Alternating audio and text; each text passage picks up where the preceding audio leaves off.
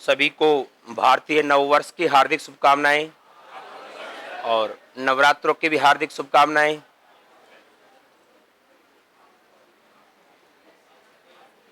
आज की जैसे कि हमने आपसे चर्चा की थी, आज से हम हमारा जो साहित्य का विषय है वो प्रारंभ कर रहे हैं।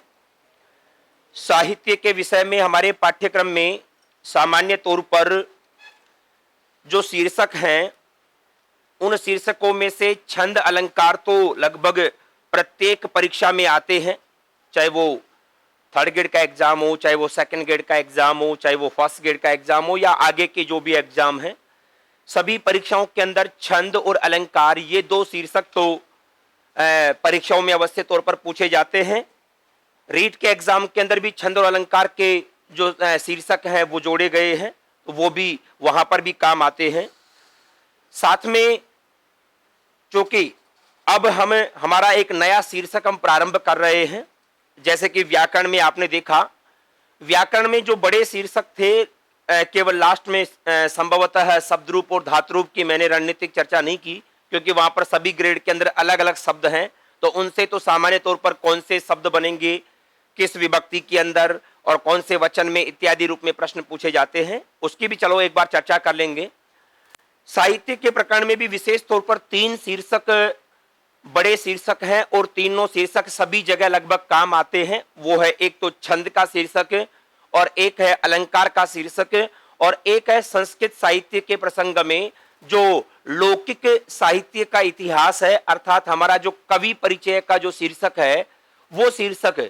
ये तीनों शीर्षक बड़े शीर्षक हैं, परीक्षा के दृष्टिकोण से महत्वपूर्ण भी हैं, और इनसे संबंधित प्रश्न विभिन्न परीक्षाओं में पूछे जाते हैं। लेकिन प्रश्न कैसे कैसे पूछे जा रहे हैं, अर्थात जैसे हम बात करें छंद की या बात करें अलंकार की, तो अथाह संसार है। छंद में तो फिर भी ज्यादा दिक्कत नहीं होती, क्योंकि छंद में तो चाहे लाख श्लोक आ जाए, चाहे करोड़ श्लोक आ जाए, आप उनमें छंद को पहचान सकते हैं, कोई कठिन कार्य नहीं है। लेकिन अलंकारों के प्रसंग में कैसे कैसे प्रश्न पूछे जा सकते हैं, या फिर छंद में भी कैसे कैसे प्रश्न पूछे जा सकते हैं, एक बार उनका परिचय होना आवश्यक है।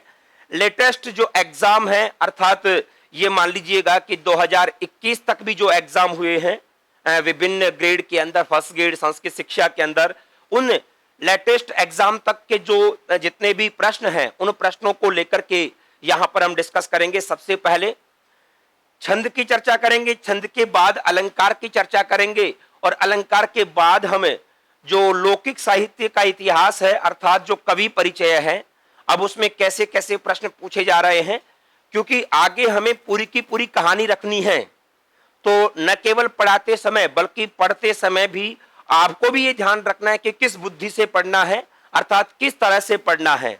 इस वजह से इन दोनों जैसे कि आपको पता है, प्रत्येक शीर्षक से पहले हम रणनीतिक चर्चा करने का जो कार्य कर रहे हैं, उसका उद्देश्य यही है कि आपका एक मार्गदर्शन हो जाए और आपको ये पता लग जाए कि हमें पढ़ना क्या है और किस रूप में पढ़ना है, ताकि कोई भी तरीके का जो प्रश्न है वो परीक्षा से बचे नहीं, और इनके अलावा भी कोई नए तरीके होंगे तो उनकी चर्चा हम यथास्थान करेंगे।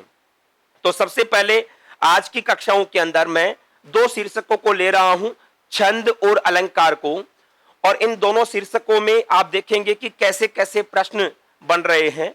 ये सारे के सारे प्रश्न आगे जो आपके टेस्ट होंगे उन टेस्ट में मिल जाएंगे सारे के सारे, और ये शीर्षक वाइज जो टेस्ट आएंगे उन सब में टॉपिक वाइज ही आपके चलते रहेंगे क्रमिक तौर पर। इस वजह से इनका अलग से प्रिंट आउट मैं उपलब्ध नहीं करवा रहा हूं, और ये केवल आपके टेस्ट के अंदर ही उपलब्ध हो जाएंगे। तो इन सभी विषयों की चर्चा हम यहां पर प्रारंभ कर रहे हैं। सबसे पहले छंद की चर्चा करेंगे, और तदुपरांत हम अलंकारों की चर्चा करेंगे कि कैसे कैसे प्रश्न, और इनको भी हमारा क्या तो पाठ्यक्रम है, और उस पाठ्यक्रम में कौन से अलग अलग, मैंने एक एक छंद को अलग अलग, एक एक अलंकार को अलग अलग, कौन सी परीक्षा में किस किस प्रकार के प्रश्न पूछे गए हैं, सबको यहां पर विभाजित किया है, वर्गीकृत किया है, और उनको हम यहां पर देखते हैं।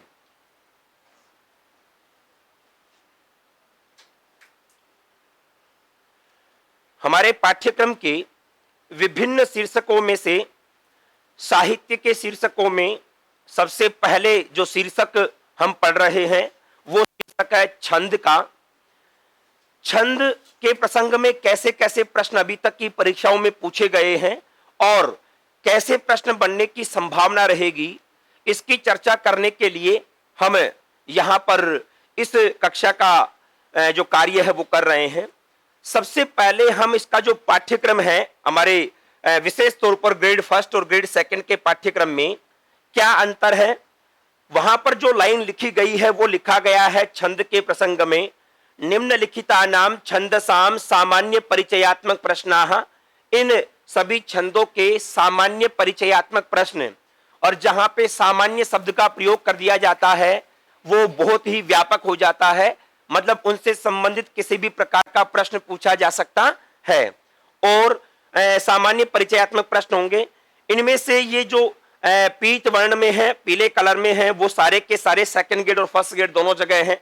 जैसे अनुष्टुप, आर्या, इंद्र वज्रा, उपेंद्र वज्रा, उपजाति, वंशस्थ, द्रुत विलंबित, भुजंग प्रयात, वसंत तिलका, मालिनी, मंदाक्रांता, शिखरिणी, शार्दूल विक्रीडित और श्रगधरा, ये ग्रेड सेकंड और ग्रेड फर्स्ट। और यहां तक और जो एग्जाम जितनी भी हैं सभी एग्जाम के अंदर ये छंद ही पूछे जाते हैं। कोई सी भी एग्जाम हो, चाहे थर्ड ग्रेड का एग्जाम हो, चाहे रीट का एग्जाम हो या और भी कोई एग्जाम हो, लेकिन फर्स्ट ग्रेड या इसके आगे के जो एग्जाम हैं उनके अंदर कुछ छंदों को और जोड़ दिया जाता है, जैसे श्रगधरा, रथोद्धता, वियोगिनी, शालिनी इत्यादि जो छंद हैं इनको और मतलब 4 छंद और अतिरिक्त जोड़ दिए। अलग अलग ग्रेड के अनुसार, अलग अलग डिपार्टमेंट के अनुसार यहां पर जो प्रश्न है छंदों के शीर्षक में जोड़ दिए जाते हैं। तो विशेष तौर पर सबसे पहले हम इनकी चर्चा करेंगे और अंत में इनकी भी चर्चा कर लेंगे। मतलब ये लास्ट में जो दिए गए हैं ये केवल कहां पर है, फर्स्ट ग्रेड के अंदर है। इनका जो पार्ट है सामान्य तौर पर ग्रेड सेकंड या ग्रेड थर्ड के एग्जाम या रीट के एग्जाम में इनको हमें नहीं पढ़ना होता, केवल यही जो छंद है इनको हमें पढ़ना होता है। चलिए सीधे तौर पर मैं चर्चा की ओर चलता हूं। यहां पर कैसे कैसे प्रश्न पूछे गए हैं, किस किस प्रकार के प्रश्न पूछे गए हैं। सबसे पहले तो ऐसे प्रश्न जो सामान्य तौर पर छंद के बारे में पूछे गए हैं उनकी चर्चा कर लेते हैं। जैसे कि 2010 के सेकंड ग्रेड के अंदर पूछा गया छंद है पादौतु, जो वेदों के 6 अंग होते हैं उसमें छंद को क्या माना गया है, छंद है पादौतु वेदस्य, वेद के 6 अंग माने गए हैं। वेद के अंगों में से पैर माना गया है छंदों को। ऐसे ही लौकिक छंद इनमें से कौन सा है, कितने प्रकार का होता है ये पूछा गया है। त्रिविध, चतुर्विध, द्विविध या पंचविध, वो अलग अलग प्रकार से लौकिक छंद को भी मात्रिक और वर्णिक इत्यादि भेद से 2 भागों में बांटा जाता है। फिर मात्रिक को भी अलग अलग समवृत्त, अर्ध समवृत्त, विषमवृत्त 3 भागों में बांटा जाता है। इन सब की चर्चा करेंगे। ये सामान्य ज्ञान से संबंधित प्रश्न पूछे गए। और इसी प्रकार से ग्रेड सेकंड विशेष शिक्षा फरवरी 2018 में जो एग्जाम हुआ उसमें यह पूछा गया कि छंद शास्त्र में जो गण हैं वो गण कितने हैं। सामान्य तौर पर धातु रूपों में तो आपने देखा कि गण कितने होते हैं, 10 गण होते हैं, लेकिन छंद शास्त्र में जो यमाता, राज, भान, सलगा वाले जो गण हैं, 8 जो गण हैं, उन्हीं की बात यहां पर की जाती है। तो वो कौन कौन से हैं इन सब की चर्चा करेंगे। ये प्रश्न तो पूछे गए, सामान्य परिचयात्मक प्रश्न पूछे गए, मतलब छंद में प्रवेश से पहले उससे संबंधित जो सामान्य जानकारी है। सामान्य जानकारी का मतलब यहां पर उनसे संबंधित जो ग्रंथ यदि कोई हो, वहां पर कोई पारिभाषिक शब्दावली यदि कोई हो इत्यादि को लेकर के प्रश्न पूछे जाने का ट्रेंड रहा है। अब क्रमिक तौर पर सबसे पहले जो हमारे पास मात्रिक छंद है, एक ही छंद है, वो आर्या। अब आर्या को लेकर के कैसे कैसे प्रश्न पूछे गए हैं देखिए। यस्य छंदसः प्रथम तृतीयोः चरणयोः 12 मात्राः भवन्ति, ऐसा कौन सा छंद है जिसके पहले और तीसरे चरण के अंदर 12 मात्राएं होती हैं। तो आपको सामान्य ज्ञान होगा, यस्याः प्रथमे पादे 12 मात्राः तथा तृतीयेपि, पहले और तीसरे में कितने होती हैं, 12 मात्राएं। तो वो कौन सा हो जाएगा, आर्या। ऐसे ही ये तो पहले और तीसरे के पूछ लिया 2010 के अंदर। द्वितीय पाद मात्रे यस्मिन 18 मात्रा भवंती, दूसरे पाद के अंदर जिसमें 18 मात्राएं होती है, उसका नाम क्या है? वही आर्या। फर्स्ट ग्रेड 2016 के अंदर पूछा गया। तीसरा प्रश्न, आर्या छंदसी द्वितीय चरणे मात्रा भवंती, उसी बात को घुमा करके पूछ लिया। पहले तो ये पूछा कि दूसरे चरण में 18 किसमें होते हैं, अब ये पूछ रहे हैं 2010 के फर्स्ट ग्रेड के अंदर कि दूसरे चरण में कितनी मात्राएं होती हैं, वही अष्टादश हो गया। और चौथा प्रश्न देखो, द्वितीय पाद मात्रे यस्मिन अष्टादश मात्रा भवंती तस्य छंदस्य नाम। अब ये फर्स्ट ग्रेड 2020 के अंदर जो एग्जाम हुआ संस्कृत डिपार्टमेंट साहित्य वाला, उसके अंदर पूछा गया। उसी बात को यहां पर अलग तरीके से पूछ लिया है, मतलब वही बात घुमा करके यहां पर पूछ ली गई है। ऐसे देखो यहां पर, अब देखो एक तरीका तो ये हो गया कि छंदों के जो लक्षण हैं, लक्षणों में से पूछा जा सकता है। जैसे आर्या में अलग अलग है, पहले में तीसरे में अलग अलग है, दूसरे में और चौथे में अलग अलग है। कुल वर्ण कितने, ये भी पूछा जा सकता है। चारों पदों को मिला करके कितनी मात्राएं होती हैं इत्यादि। फिर साथ में दूसरा तरीका रहेगा, कोई भी श्लोक दे दे और श्लोक दे करके उसमें से ये पूछा जाए कि इस श्लोक में कौन सा छंद होगा। अदरह किसलय राग है कोमल विटपानुकारणौ भाऊ कुसुममिव लोभनीयम यौवनम मंगेषु सन्नद्धम, इसमें कौन सा छंद है। अभी लक्षण हम बैठाएंगे, सिद्ध करेंगे। आर्या का ही ये उदाहरण है। ऐसे ही यहां पर हमारे पास आगामी प्रसंग आता है। दूसरा छंद हमारे पाठ्यक्रम में है अनुष्टुप छंद, मतलब मात्रिक छंद के रूप में तो एक ही है, कौन सा है? आर्या। वाणिक छंदों में सबसे पहले है अनुष्टुप। अब देखना इसमें भी कैसे कैसे प्रश्न पूछे जा रहे हैं। सर्वेषु चरणेषु पंचमाक्षरम लघु भवति चेत किम छंदः, सभी वर्णों में पांचवा अक्षर लघु हो तो श्लोके षष्ठम गुरुज्ञेयम सर्वत्र लघु पंचमम, पांचवा वर्ण लघु होगा तो कौन सा हो गया? अनुष्टुप। फिर दूसरा इसी को घुमा दिया कि अनुष्टुप छंदसी सर्वत्र लघु कतमः वर्णो भवति, कौन सा वर्ण हमेशा लघु होता है? पांचवा। पहले पूछ लिया कि कौन से छंद में पांचवा वर्ण लघु होता है, और ये पूछ लिया फिर यहां पर कि कौन सा वर्ण यहां पर लघु होगा। उसी बात को सर्वत्र लघु पंचमम, ये बात कौन से छंद का लक्षण है, ये बात भी पूछी गई। इसी प्रकार से फिर ग्रेड फर्स्ट 2010 के अंदर अनुष्टुप छंदसी पंचमाक्षर है भवति, पांचवा अक्षर क्या होता है? लघु होता है। एक ही बात को घुमा फिरा करके अलग अलग परीक्षाओं में पूछा गया। पांचवे को लेकर के पूछ लिया। ऐसे ही अनुष्टुप छंदसी प्रत्येकस्मिन् चरणे षष्ठ वर्ण है भवति, छठा वर्ण कौन सा होता है? श्लोके षष्ठम गुरुज्ञेयम। 2019 सेकंड ग्रेड टीएसपी विशेष एजुकेशन शिक्षा वाला जो पेपर था उसके अंदर। ठीक है, मतलब ये हो गया कि लक्षण जो भी है, लक्षण की प्रत्येक पंक्ति और प्रत्येक पंक्ति के साथ साथ उसमें जो जो शब्द आए उनका ज्ञान आपको अच्छे प्रकार से करना है। फिर वही श्लोक, तवाश्मी गीत रागेण हारिणा प्रसवम ऋतः एस राजेव दुष्यंतः सारंगेणाति अतिरमहसः। तो यहां पर देखो, यहां पर पूरा का पूरा कौन सा छंद है ये पूछा गया श्लोक देकर के। यदा यदा ही धर्मस्य, इसमें कौन सा छंद है? वागर्थ विव संपृक्तौ वागर्थ प्रतिपत्तये जगतः पितरौ वंदे पार्वती परमेश्वरौ, इसमें कौन सा छंद है? इस प्रकार से जो भी कोई श्लोक दे करके उस श्लोक के अंदर भी छंद का कार्य पूछा जा सकता है। विशेष तौर पर जहां पर पाठ्य या पर अपठित पद्यांश के आधार पर या श्लोक के आधार पर प्रश्न पूछे जाते हैं, वहां पर तो सामान्य तौर पर प्रश्न यही बनता है, जैसे रीट इत्यादि के एग्जाम के अंदर तो कि इसमें छंद कौन सा है। लेकिन ग्रेड सेकंड फर्स्ट के अंदर ये अलग लेवल के प्रश्न भी बन सकते हैं, उनमें लक्षण में जो पद आए उनको लेकर के भी बन सकता है, कितने वर्ण होते हैं इत्यादि के रूप में। सामान्य तौर पर जो अपठित पद्यांश वाली बात आती है उसमें छंद के अंदर जो ये टेक्निकल बातें हैं ये नहीं पूछी जाती, सीधा सा एक ही तरीके का प्रश्न बनता है वहां तो कि इस श्लोक में कौन सा छंद है, बाकी और कुछ नहीं। यहां पर टेक्निकल प्रश्न भी यहां पर बन रहे हैं। तो 8 वर्ण के छंदों में केवल एक ही छंद है हमारे पास, अनुष्टुप छंद, जिसको लेकर के इस प्रकार के प्रश्न पूछे गए हैं। अब 11 वर्ण वाले 3 छंद सामान्य ज्ञान आपको होगा, इंद्र वज्रा, उपेंद्र वज्रा और उपजाति। अब उनसे कैसे कैसे पूछे गए हैं देखो। इंद्र वज्रा छंदसी अंते कति गुरु वर्णा भवंती, जैसे आपको ज्ञान होगा स्यादिंद्र वज्रा यदि तौ जगौ गह, लास्ट में क्या आया? गौ गह, मतलब 2 गुरु। अंत में कितने गुरु हैं? 2 गुरु हैं। मतलब लक्षण को भी समझना होगा अच्छे से। अभी देखो कैसा प्रश्न है, ये पूछा कि लास्ट में कितने वर्ण गुरु होते हैं, लास्ट में कितने वर्ण गुरु होते हैं। तो ये इसके लिए छंद का जो लक्षण है, लक्षण में जो लास्ट में कहा गया गौ गह, गुरु गुरु, मतलब लास्ट में 2 गुरु अलग से होते हैं। इस वजह से यहां पर आपको देखना होगा, यहां पर स्यादिंद्र वज्रा यदि तौ जगौ गह, जगौ गौ गह, लक्षण में भी वो बात आ जाएगी। छंद के प्रसंग में एक सबसे बड़ी बात यह है कि ये जो छंद के जितने भी लक्षण होंगे, अर्थात जिस नियमों के माध्यम से हमें छंद का ज्ञान होगा, उन लक्षणों के अंदर भी वही छंद होगा।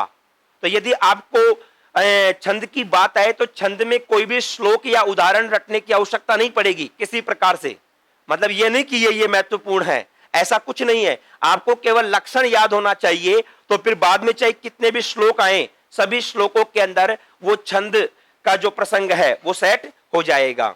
ऐसे ही दूसरा देखो, स्याद डैश डैश दे दिया, स्याद इंद्र वज्रा यदि तौ जगौ गह, मतलब लक्षण को देख करके उसमें भी रिक्त स्थान पूर्ति करवाई जा सकती है।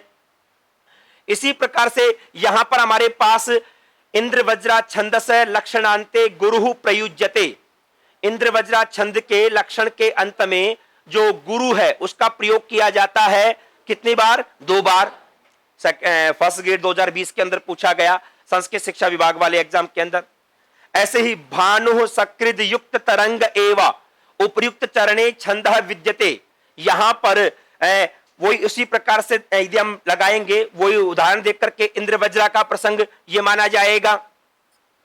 इसी प्रकार से यहां पर जैसे इंद्र वज्रा छंदस लक्षणे अंते गुरु प्रयुज्यते, इंद्र वज्रा छंद के लक्षण में अंत में गुरु का प्रयोग किया जाता है। वही प्रश्न 2 बार, मतलब यहां पर 3-4 बार प्रश्न पूछ लिया गया। ऐसे इंद्र वज्रा छंदसी तगण संख्या भवति, इंद्र वज्रा छंद में जो तगण है, तगणों की संख्या कितनी होगी? तो शादिंद्र वज्रा यदि तौ, तौ कह दिया, तौ का मतलब कितने हो गए? 2 तगण। तो ये लक्षणों से संबंधित जो प्रसंग हैं उनको लेकर के प्रश्न यहां पर पूछे गए हैं।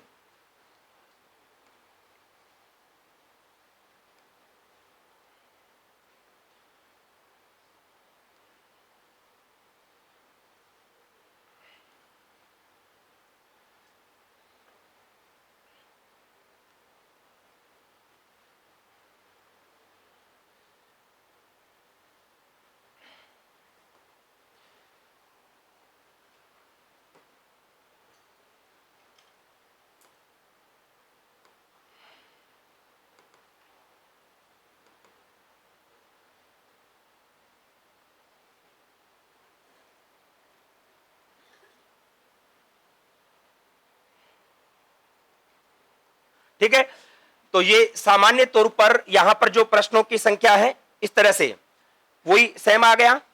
इंद्र वज्रा छंदस लक्षणे अंते गुरु प्रयुज्यते 2 बार हो गया, और इंद्र वज्रा छंदसी तगण संख्या, तगणों की संख्या कितनी हो गई? 2 हो गई है।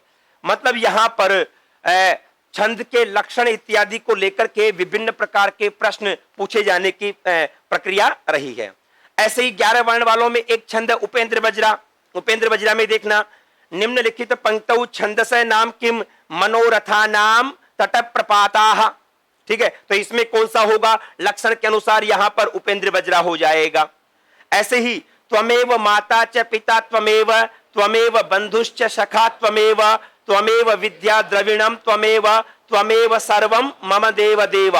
सभी जगह यदि आप चेक करें, स्टार्टिंग वाला लघु है तो उपेंद्र वज्रा का यह उदाहरण है। ये सेकंड ग्रेड स्पेशल एजुकेशन 2018 के अंदर पूछा गया, सामान्य एग्जाम जो था। इस प्रकार से 11 वर्ण वाले उपेंद्र वज्रा को लेकर के, और इन दोनों का मिश्रण जैसे कि आपको ज्ञान होगा उपजाति कहलाता है। तो उपजाति के प्रसंग में जो मिश्रित छंद है वो कौन सा है? दोनों का मिला हुआ स्वरूप कौन सा होता है? उपजाति। इसके अलावा और कोई भी मिश्रित छंद हमारे पाठ्यक्रम के अंदर नहीं है।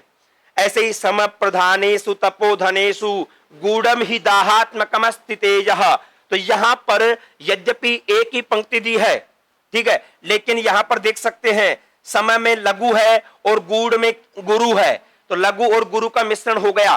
तो यहां पर इस श्लोकांश से छंदः वर्तते इस श्लोकांश में कौन सा छंद है, इसको लेकर के प्रश्न पूछा गया।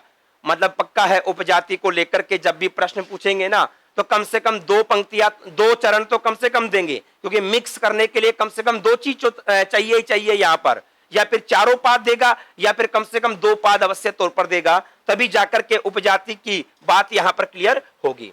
लेकिन यदि यहां पर 4 जैसे 2 दे रखा है, 2 के बजाय 1 दे देता, पहला चरण ही दे देता तो उपेंद्र वज्रा रखना पड़ता, और दूसरा चरण दे देता तो यहां पर इंद्र वज्रा रखना पड़ता। जैसा प्रसंग होगा उसके अनुसार इस प्रकार ये उपजाति को लेकर के विभिन्न प्रकार के प्रश्न पूछे गए हैं। ऐसे ही हमारे पास 12 वर्ण वाले छंदों में वंशस्थ, भुजंग प्रियात और द्रुत विलंबित 3 छंद हमारे पाठ्यक्रम के अंदर हैं। उनको लेकर के भी वंशस्थ छंदसी प्रत्येकस्मिन् चरणे वर्णाः भवन्ति। वंशस्थ छंद में प्रत्येक चरण में कितने वर्ण होते हैं? 12 है। ये तरीका भी रहा है। और यदि इसमें सीधे तौर पर यह भी पूछा जा सकता था कि वंशस्थ या पिछले वाले जितने भी छंद थे उनके अंदर भी कि प्रत्येक श्लोक में कितने वर्ण होते हैं, तो वहां पर जितने प्रत्येक पाद में होंगे उसको 4 से गुणा कर देंगे। जैसे यहाँ पर प्रत्येक चरण के अंदर 12 वर्ण होते हैं तो 4 से गुणा कर देंगे तो 48 हो जाएंगे। और इस प्रकार का प्रश्न भी पूछा गया है, अभी आगे आ जाएगा। ऐसे ही जत जरऊ, ठीक है, जतऊ तु वंशस्तम उदीरितम जरऊ, जतऊ जरऊ, तो ये गणई ही छंदा भवती, मतलब आपका जो लक्षण था लक्षण को ही थोड़ा घुमा करके यहां पर पूछ लिया गया। यहीं पर भी श्लोक देख करके उदेति पूर्वम कुसुमाम ततः फलम, इसमें कौन सा छंद होगा? फर्स्ट ग्रेड 2010 में पूछा। विचिंतयन्ति यमन्य मानसा तपोधनम वेत्सिनमाम उपस्थितम, इसमें कौन सा छंद है? इत्यादि के माध्यम से श्लोक देख करके उसमें कौन सा छंद होगा, इसको लेकर के भी प्रश्न पूछने का जो तरीका रहा है। ऐसी प्रियेषु सौभाग्य फले सौभाग्य फला ही चारुता, प्रियेषु सौभाग्य फला ही चारुता इति पद्यांश से छंदोस्ति, इस पद्यांश में कौन सा छंद होगा? वही प्रसंग चल रहा है वंशस्थ का। इसमें असंशयम क्षत्र परिग्रह क्षमा यदार्यमस्याम अभिलाषी में मनः इत्यादि में कौन सा छंद होगा? मतलब श्लोक दे करके हो सकता है पूरा श्लोक दे दे, हो सकता है कोई 1 पाद दे दे, हो सकता है कि कोई 2 पाद दे दे, तब जाकर के प्रश्न यहां पर पूछे जा सकते हैं। तो ऐसे 12 वर्ण वालों में वंशस्थ के पूछे गए। ठीक इसी प्रकार से 12 वर्ण वाले छंदों में हमारे पास दूसरा छंद आता है भुजंग प्रियात। जैसे कि आपको सामान्य ज्ञान होगा, भुजंग प्रियातम चतुर्भिर यकारई, भुजंग प्रियातम चतुर्भिर यकारई, चतुर्भिर यगणई कस्य छंदस निर्मितिर भवति, 4 यगणों के माध्यम से कौन से छंद के निर्मिति, निर्मिति का मतलब है निर्माण, निर्मिति एक 3 प्रत्यय है, भावार्थ में है, तो भावार्थ में तो यहां पर क्या हो जाएगा? भुजंग प्रियात। फिर दूसरा प्रश्न देखो 2020 में पूछ लिया गया, ये 2018 में भी क्या पूछा गया? चतुर्भिर यगणई संयुतम वृत्तम किम, वही चतुर्भिर यकारई, भुजंग प्रियातम चतुर्भिर यकारई। और ऐसे ही भुजंग प्रियात छंदसी चतुर्वारम कतमो गणः भवति प्रत्येकस्मिन् चरणे, वही बात को घुमा लिया कि भुजंग प्रियात छंद के अंदर प्रत्येक पाद में कौन सा गण 4 बार होता है, वही बात हो गई। फिर एक पूछ लिया कि चतुर्भिर यकारई कस्य छंदस्य निर्मितिर भवति, वही प्रश्न को रिपीट कर दिया यहां पर। ऐसे ही चतुर्भिर यकारई युक्तम छंदः भवति, 2020 के अंदर भी साहित्य के अंदर फर्स्ट ग्रेड के एग्जाम के अंदर पूछ लिया गया। और चतुर्भिर यकारी तेनेन किम छंदो भवति, सेकंड ग्रेड 2014 के अंदर। मतलब ये भुजंग प्रियात तो ऐसा है लगभग हर साल पूछा जा रहा है किसी न किसी रूप में, और ये ज्यादातर तो चतुर्भिर यकारई, सांप की गति से सबको डर लगता है। भुजंग प्रियात का मतलब क्या है? सांप की गति है, तो हर बार पूछ रहा है कि वो कैसे चलता है बेचारा। ऐसे धनिर्निष्कुलीना कुलीना भवंती, वही पहले की तरह उदाहरण देकर के उसके अंदर सीधे तौर पर पूछा जा सकता है। तो ऐसे ऐसे प्रश्न यहां पर पूछे जा रहे हैं। इसी प्रकार से 12 वर्ण वाला एक छंद और है द्रुत विलंबित। अब द्रुत विलंबित इसको लेकर के कैसे कैसे प्रश्न? द्रुत विलंबित छंदसी गण व्यवस्था भवति। आज सामान्य तौर पर आपको ज्ञान होगा, द्रुत विलंबितम आहे नभौ भरऊ, नभौ भरऊ, तो यहाँ पे गण व्यवस्था पूछा तो नभौ भरऊ। फिर द्रुत विलंबित छंदसी प्रतिपादम कति वर्णाः? 12 वर्णाः, प्रत्येक पाद में कितने वर्ण हैं? 12 वर्ण हैं। और द्वादश वर्णात्मकम नभौ भरौ इति गण व्यवस्थात्मकम छंदः। 12 वर्ण वाला नभौ भरौ के रूप में जो गण व्यवस्था बताने वाला छंद है वो कौन सा है? वही द्रुत विलंबित। नभौ भरौ इत्येते छंदस्य कस्य छंदस्य लक्षणम प्रतीयते, वही द्रुत विलंबित। अलग अलग एग्जाम में अलग अलग पूछा गया है। और ठीक उसी प्रकार से श्लोक देख करके या कोई चरण देख करके विनय वारित वृत्तिरतस्तया न विवृतो मदनो न च संवृतः और इसई उपकृतम बहुतत्र किमुच्यते इत्यादि उदाहरणों में कौन सा छंद है, इसको लेकर के हमारे श्लोक देख करके या 2 चरण या 1 चरण देख करके पूछा जा सकता है। सामान्य तौर पर जो 12 वर्ण या इससे आगे के जितने भी छंद हैं उनमें 1 चरण देकर के पूछा जा सकता है। लेकिन यदि हम बात करें 11 वर्ण वालों में चारों चरण इसलिए देगा सामान्य तौर पर, या कम से कम 2 चरण देगा, कहीं मिक्स तो नहीं हो रहा है, क्योंकि मिक्स होगा तो उपजाति के प्रसंग में पहुंच जाएगा। तो आवश्यकता अनुसार वो आपको देगा, उसी के अनुरूप आपको डिसाइड करना है। ऐसे ही प्रकृति सिद्धम इदम ही महात्मा नाम, इस श्लोकांश में कौन सा छंद है? तो 12 वर्ण वाले जो छंद थे उन 12 वर्ण वाले छंदों में 3 छंद हमारे पाठ्यक्रम में है जिनको लेकर के विभिन्न प्रकार के प्रश्न पूछे गए हैं। ठीक है, इसी प्रकार से 14 वर्ण वाला जो छंद है हमारे पास है वसंत तिलका। इसको लेकर के कैसे कैसे प्रश्न पूछे गए हैं देखो। छंदसु चतुर्दश वर्णात्मकम छंदः वर्तते। 14 वर्ण वाला छंद एक ही है, केवल वसंत तिलका, और कोई दूसरा नहीं है। 11 के भी 3 थे, 12 वाले भी 3 थे, 14 वाला एक ही है वसंत तिलका, 15 वाला भी एक ही आएगा मालिनी इत्यादि। ठीक, अब आगे देखो। प्रतिपादम चतुर्दशाक्षराणि भवन्ति, वही प्रत्येक पाद में 14 अक्षर होते हैं, ये 2018 में पूछ लिया गया। ऐसे ही फिर वापस देखिए 2020 के अंदर साहित्य में पूछा है प्रतिपादम चतुर्दश वर्णाः भवन्ति, ठीक से एक ही छंद में होते हैं। ठीक है, अब यहां पर वसंत तिलका इत्यस्य छंदस्य एकस्मिन् पादे अक्षर संख्या, वही प्रश्न को घुमा करके पूछ लिया कि कितने अक्षर होंगे। फिर यहां पर उदाहरण देख करके वही पहले की तरह निंदन्तु नीति निपुणाः यदि वा स्तुवन्तु लक्ष्मी समाविशतु गच्छतु वा यथेच्छम, यहां पर कौन सा होगा? और भूत्वा चिराय चतुरंत महिष पत्नी दौष्यन्तिम प्रतिर्थम तनयम निवेश्य भर्त्रा तदर्पित कुटुंब भरेण सार्धम शांते करिष्यसि पदम पुनराश्रमेस्मिन्। इसमें इस श्लोक के अंदर कौन सा छंद है? वही जो प्रसंग है उसके अनुसार ही। ऐसे चित्रे निवेश्य परिकल्पित सत्व योगा, अब एक ही पंक्ति देकर के पूछ लिया, कभी चारों पंक्तियां देकर के पूछ सकता है, कभी 2 पंक्तियां देकर के पूछ सकता है। इस प्रकार से ये 14 वर्ण वाले जो छंद थे उनको आप देख सकते हैं। इसके बाद में 15 वर्ण वाला छंद है मालिनी।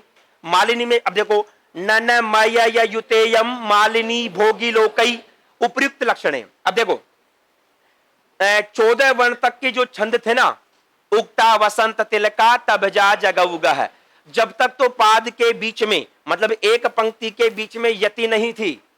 अब 15 वर्ण से छंद प्रारंभ हुए, तो 15 वर्ण से जैसे छंद प्रारंभ होंगे 15 वर्ण से आगे वाले छंदों में बीच में यति भी होगी। अब बीच में यति 15 वालों में, 17 वालों के अंदर, 19 वाले में या 21 वाले में, जितने भी छंद हैं उन सभी के अंदर बीच में यति होगी, विश्राम होगा। और उस यति को बताने के लिए छंद के लक्षणों में कुछ पदों का प्रयोग किया गया है। जैसे यहां पर देखो ननमय युतेयम मालिनी भोगी लोकई, तो भोगियों की संख्या कितनी है और लोक का मतलब क्या है? ये 2 प्रकार के प्रश्न बन सकते हैं और ये पूछे भी गए हैं। जैसे फर्स्ट ग्रेड 2016 में पूछा गया कि भोगी का मतलब क्या है। ऐसे ही फर्स्ट ग्रेड साहित्य 2020 के अंदर पूछा गया कि लोक का मतलब क्या है। मतलब ये जो शब्द आए वो किसी संख्या के सूचक हैं। भोगी लोकई 8 और 7 15 के रूप में यहां पर वर्ण होते हैं, तो भोगी का मतलब 8 है और लोक का मतलब यहां पर 7 है। मतलब छंदों के लक्षणों के अंदर जो 15 वर्ण या इससे ज्यादा के छंद हैं उनमें जो यति के लिए शब्द आए उन शब्दों को लेकर के प्रश्न पूछने का एक पैटर्न रहा है। इसी प्रकार से देखिए मालिनी इति संज्ञकस्य छंदस्य प्रत्येक पादे अक्षर संख्या कितने अक्षर होंगे? 15 होंगे। कस्मिन छंदसी यगणद्वयम विद्यते, बताओ। वसंत तिलका मालिनी श्रद्धरा या भुजंग प्रियात, तो मालिनी में न न मैं य यगण द्वयम हो गए, मतलब दो यगण हो, लास्ट में नहीं पूछा, बस इसने तो यही पूछा कि दो यगण किसमें होते हैं। उक्ता वसंत तिलका तब जा जगऊ गए, या नहीं है। श्रद्धा में भी नहीं है। मृबनैर्यानाम त्रयेण, वहां पर तो तीन है, तीन यगण है। और भुजंग प्रियातम चतुर्भीर यकारई, वहां पे चार यगण हैं, दो यगण केवल किसमें है, मालिनी के अंदर। तो ऐसे प्रश्न में ध्यान रखें कि उसमें तीन और चार हैं, तो तीन और चार में भी तो दो शामिल हैं, लेकिन वहां पर तीन को माना जाएगा और यहाँ पे चार को माना जाएगा। दो यगण तो केवल किसमें माने जाएंगे, मालिनी के अंदर। ऐसे प्रश्नों के बारे में आपको थोड़ा सा अलर्ट रहना होगा। ऐसे ही सरसिजमनुविद्धम सेवलेनापि रम्यम मलिनमपि हिमांशोर लक्ष्मी लक्ष्मीम तनोति यमधिक मनोज्ञा वलकलेनापि तन्वी किम विहि मधुराणाम मंडनम नाकृतीनाम। पूरा श्लोक देख करके इसके अंदर से छंद पूछा गया है। तो ऐसे प्रसंगों में आपके लिए सरल हो जाता है। यदि आपको यति व्यवस्था कोई एक पाद में नहीं भी आ रही हो तो दूसरे पाद के आधार पर चेक किया जा सकता है। ऐसे उसे श्लोक का अंतिम दे दिया, किम हुई मधुराणाम मंडनम नाकृति नाम, तो ऐसे सीधे तौर पर एक पाद देकर के भी प्रश्न पूछे गए हैं। तो ये हमारे पास 15 वर्ण वाला छंद हो गया। छंदों के प्रसंग में ज्यादा काठिन्य नहीं रहता क्योंकि आप सभी सामान्य तौर पर इनसे परिचित होते हैं, लेकिन कुछ ऐसे तकनीकी प्रश्न पूछ लिए जाते हैं जिससे कि सामान्य तौर पर आते आते भी गलत हो जाता है। इसलिए प्रश्न को पढ़ना और प्रश्न का जो भाव है ना उसके अनुरूप ही उत्तर देना जरूरी होता है।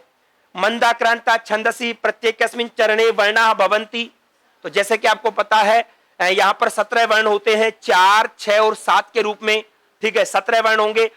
तो देखो यहां पर कितने हो गए कुल मिलाकर के, सप्तदश। मंदाक्रांता छंदसी यतया भवन्ति, यतिया किस रूप में होंगी, 4, 6, 7। ठीक है, ये वर्णों की बात हो गई। वही दोबारा पूछ लिया गया 2020 के अंदर फर्स्ट ग्रेड के अंदर, मंदाक्रांता छंदसी यति व्यवस्था 7, तो वही 4, 6, 7 के रूप में। फिर 2019 में भी संस्कृत शिक्षा में पूछा गया था मंदाक्रांता छंदसी यति व्यवस्था 4, 6, 7 इत्यादि के रूप में। मतलब सीधे तौर पर यति व्यवस्था को लेकर के भी, जैसे मालिनी के अंदर 8, 7, मंदाक्रांता के अंदर क्या होगा 4, 6, 7, और ऐसे ही शिखरणी के अंदर अलग, शार्दुल विकृत में अलग, जैसे 12, 7 के रूप में, शिखरणी के अंदर 6 और 11 के रूप में, और श्रद्धरा के अंदर 7, 7, 7 के रूप में, शार्दुल विकृत के अंदर 12 और 7 के रूप में बताए चुके। ऐसे कई प्रकार की यतियां संभव हैं। ऐसे देखो अंबुधि रस नगई ही वर्णई ही यति। अब देखो यहां पर एक थोड़ा सा प्रसंग आपको देखना होगा। प्रत्येक छंद या अलंकार हो, छंद और अलंकार के प्रसंग में जिन ग्रंथों के अंदर इनके बारे में चर्चा की गई है उनको हम कहते हैं अलंकार शास्त्र के ग्रंथ। विशेष तौर पर मतलब काव्य शास्त्र के जो ग्रंथ होते हैं उनके अंदर इनकी चर्चा की गई है। तो अलग अलग ग्रंथ हैं, एक ही बात को बताने के अलग अलग तरीके रहे हैं। तो छंद में भी अलग अलग पुस्तकों के आधार पर अलग अलग लक्षण हो सकते हैं, लेकिन वहां पे गण व्यवस्था या जब शब्दों की बात की गई है। अब देखो यहां पर अंबुधि, रस, नग, अंबुधि वही 4, रस का मतलब वही 6, नग का मतलब 7। ठीक है, और आपने सामान्य तौर पर मंदाक्रांता जलधि, यहां पे अंबुधि दे दिया और दूसरे लक्षण में क्या दे दिया, जलधि, जलधि सड़गई, और वहां पर रस के लिए सीधे तौर पर सट दे दिया। मतलब एक ही प्रसंग को लेकर के अलग अलग लक्षण भी आ सकते हैं। तो उनसे संबंधित जितने भी संभव लक्षण हैं परीक्षा में पूछने योग्य दृष्टिकोण से, उन अलग अलग लक्षणों में बात तो एक ही होगी, लेकिन उन लक्षणों को भी हम रखेंगे साथ में। क्योंकि आप तो याद कर गए मंदाक्रांता जलधि सड़ गई भौ नतौ तात गुरु चेत, और वहां पे आ गया अंबुधि रस न गई ही, तो फिर दिक्कत हो जाएगी। इसलिए बात वही रहेगी, कॉमन बात रहेगी। जलधि दे दिया उधर और इधर क्या दे दिया, अंबुधि, दोनों का अर्थ एक ही है। जल और अंबु दोनों पर्यायवाची है, जलधि अंबुधि पर्यायवाची दे दिया केवल। ठीक है, तो यहां पर सामान्य व्याकरण 2020 फर्स्ट ग्रेड के अंदर पूछा गया संस्कृत डिपार्टमेंट वाले एग्जाम के अंदर कि इस प्रकार के कौन से छंद में ये होता है। मंदम मंदम नुदति पवनश्चानु कोलो यथात्वाम, इसमें कौन सा छंद है। उसी प्रकार से 4, 6 और 7 के रूप में यति है, मंदाक्रांता छंद होगा। हम पूरे उदाहरणों को क्रमशः देखेंगे। अब देखो ये जो सामान्य तौर पर ये लक्षण विद्यार्थी पढ़ते नहीं है, लेकिन इसको लेकर के 2019 का जो सेकंड ग्रेड का टीएसपी वाला स्पेशल एजुकेशन का एग्जाम था, उसके अंदर पूछा गया मंदा क्रांता अंबुदि रस नगैर मो भनऊ तौ गयुग्मम, जबकि उधर अलग है मंदा क्रांता जलधि सड़े गए भौ नभौ तात गुरु चेत। बात अर्थ वही है, बस इसमें बताने का तरीका अलग हो गया। तो यहां पर इस लक्षण के अंदर अभी पूछा अंबुदि, अंबुदि का मतलब क्या है, रस का पूछ सकता था, 4 6 7 क्रमिक तौर पर है ना, तो अंबुदि का मतलब तो क्या है 4, रस का मतलब क्या है 6 और नग का मतलब क्या है 7। मतलब छंद के लक्षणों में जो पद आ रहे हैं ना, उन पदों को लेकर के जो संख्यात्मक ज्ञान है, संख्यात्मक ज्ञान एक अनिवार्य शर्त के रूप में है जिसको अवश्य तौर पर हमें देखना चाहिए। ऐसे ही हमारे जो 17 वर्ण के छंदों में एक तो हो गया मंदाक्रांता, और ऐसे ही है शिखरिणी, ये भी 17 वर्ण वाला छंद है।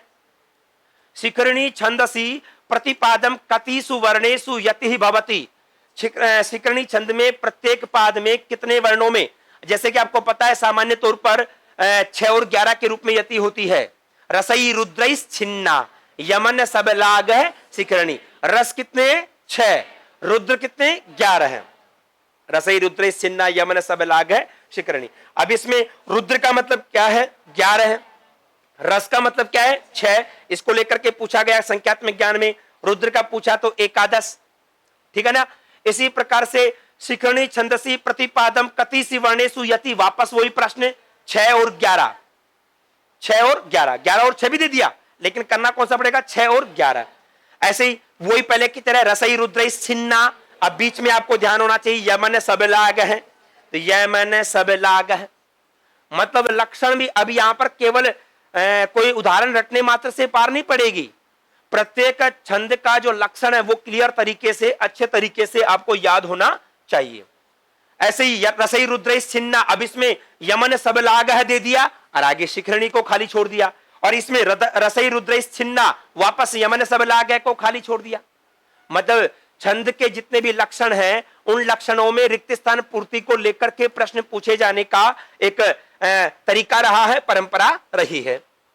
ऐसे ही रसई रुद्रैस छिन्ना, इसमें रस का मतलब क्या है, पीछे रुद्र का पूछ लिया था, यहां पे वापस रसई रुद्रैस छिन्ना, इसमें रुद्र का मतलब क्या है, तो वो 6 और 11 क्रमिक तौर पर रस 6 रुद्र 11 है, तो इनको लेकर के प्रश्न पूछने का तरीका रहा है।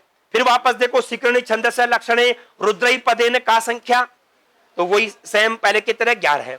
मतलब ये हुआ ये जितने भी छंद हैं, छंद के लक्षण जो आए, लक्षणों को लेकर आप एक चीज नोट कर रहे होंगे, सेकंड ग्रेड फर्स्ट ग्रेड के अंदर सामान्य तौर पर उदाहरण से जितने प्रश्न उदाहरण के पूछे जाते हैं ना श्लोक देकर के, उससे ज्यादा प्रश्न तो पूछे जा रहे हैं किसके, वहां पर लक्षण से संबंधित विशेष बातें पूछी जा रही हैं। तो मतलब केवल ये नहीं कि सामान्य तौर पर यहां पर आपको ज्ञान होना चाहिए, साथ में एक तरीके का प्रश्न और संभव है, यहां पर अभी तक पूछा नहीं गया, एक ही बार पूछा गया केवल कि रामायण के अंदर सामान्य तौर पर कौन सा छंद होता है। सामान्य तौर पर ऐसे काव्यों को लेकर के और कवियों को लेकर के भी, यद्यपि आपको सामान्य ज्ञान होगा, प्रत्येक काव्य में अलग अलग छंद हो सकते हैं, लेकिन कई काव्यों में किसी न किसी छंद की प्रधानता होती है। जैसे रामायण के अंदर अनुष्टुप है, महाभारत में भी अनुष्टुप है, यद्यपि और छंद भी हैं लेकिन ज्यादा प्रधानता किसकी है, अनुष्टुप की है। लेकिन आगे जैसे मेघदूत के अंदर आपको सामान्य ज्ञान होगा मंदाक्रांता है, ठीक है। ऐसे ही क्षेमेंद्र एक रचनाकार हुए हैं, क्षेमेंद्र, और उन्होंने लिखा है सुवृत तिलक। अब उसमें प्रत्येक छंद के बारे में उन्होंने विशेष कहानियां लिखी हैं, प्रत्येक छंद को लेकर के अलग से चर्चा की है और यह बताया है कि इस छंद का प्रयोग करने में कौन ज्यादा बेहतर है। जैसे हम देखेंगे भारवी के बारे में कह दिया वंशज छंद का विशेष प्रयोग कर रहे थे, माघ के बारे में कह दिया कि मालिनी का विशेष प्रयोग कर रहे थे, कालिदास के बारे में कह दिया कि उपजाति का विशेष प्रयोग कर रहे थे। मतलब यह हुआ वहां पर अलग अलग प्रसंगों में मतलब कौन सा छंद किसका ज्यादा प्रिय रहा है उसको लेकर के अभी ज्यादा प्रश्न नहीं पूछे गए, तो एक नया क्षेत्र हमारे पास बच जाएगा, उसकी भी चर्चा हम यहां पर उसी शीर्षक के दौरान जो टॉपिक हम पढ़ रहे होंगे उसी दौरान हम उसको भी साथ में देखते हुए चलेंगे, तो उन विषयों को भी हम रखेंगे। अब आते हैं शार्दूल विक्रीडित की ओर। 19 वर्ण वाले जो छंद हैं, 19 वर्ण वाले छंदों में से शार्दूल विक्रीडित एकोनविंशति वर्णाः कस्मिन् छंदसि भवन्ति। अब प्रश्न क्या पूछ लिया, 19 वर्ण कौन से छंद में होते हैं। ऐसे ही प्रतिपादम एकोनविंशति वर्ण संयुतम किम वृत्तम, वही बात आ गई, प्रत्येक पाद में कितने वर्ण कितने वर्ण कौन से छंद में होंगे। वैसे ये जो पहला प्रश्न था ना, वो टेक्निकली गलत हो सकता है, क्योंकि प्रत्येक पाद का प्रयोग करना चाहिए था। इन्होंने क्या कहा, एकोनविंशति वर्णा कस्मिन् छंदसि भवन्ति। छंद में तो पूरा होगा ना, पूरे चारों के चारों पाद काउंट हो जाएंगे। टेक्निकली गलत हो सकता था, लेकिन और कोई संभव यहां पर है नहीं। किसी प्रकार से 19 वर्ण का वैसे कोई छंद है नहीं जिसमें चारों पादों में 19 हो टोटल, तो यहां पर इसलिए हमने सीधा ले लिया। वैसे प्रत्येक पाद का प्रयोग किया जाना चाहिए था, जैसे यहां पर प्रतिपादम दे दिया।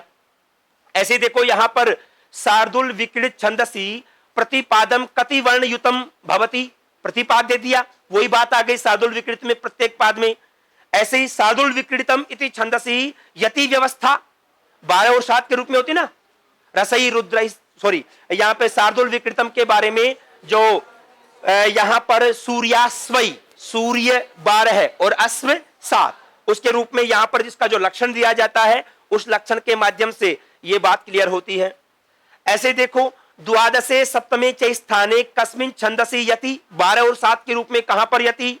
ठीक है, अब देखो ये प्रश्न पहली बार इस तरह का प्रश्न फर्स्ट ग्रेड 2020 के अंदर जो संस्कृत शिक्षा विभाग वाला जो साहित्य का एग्जाम था उसमें पूछा गया।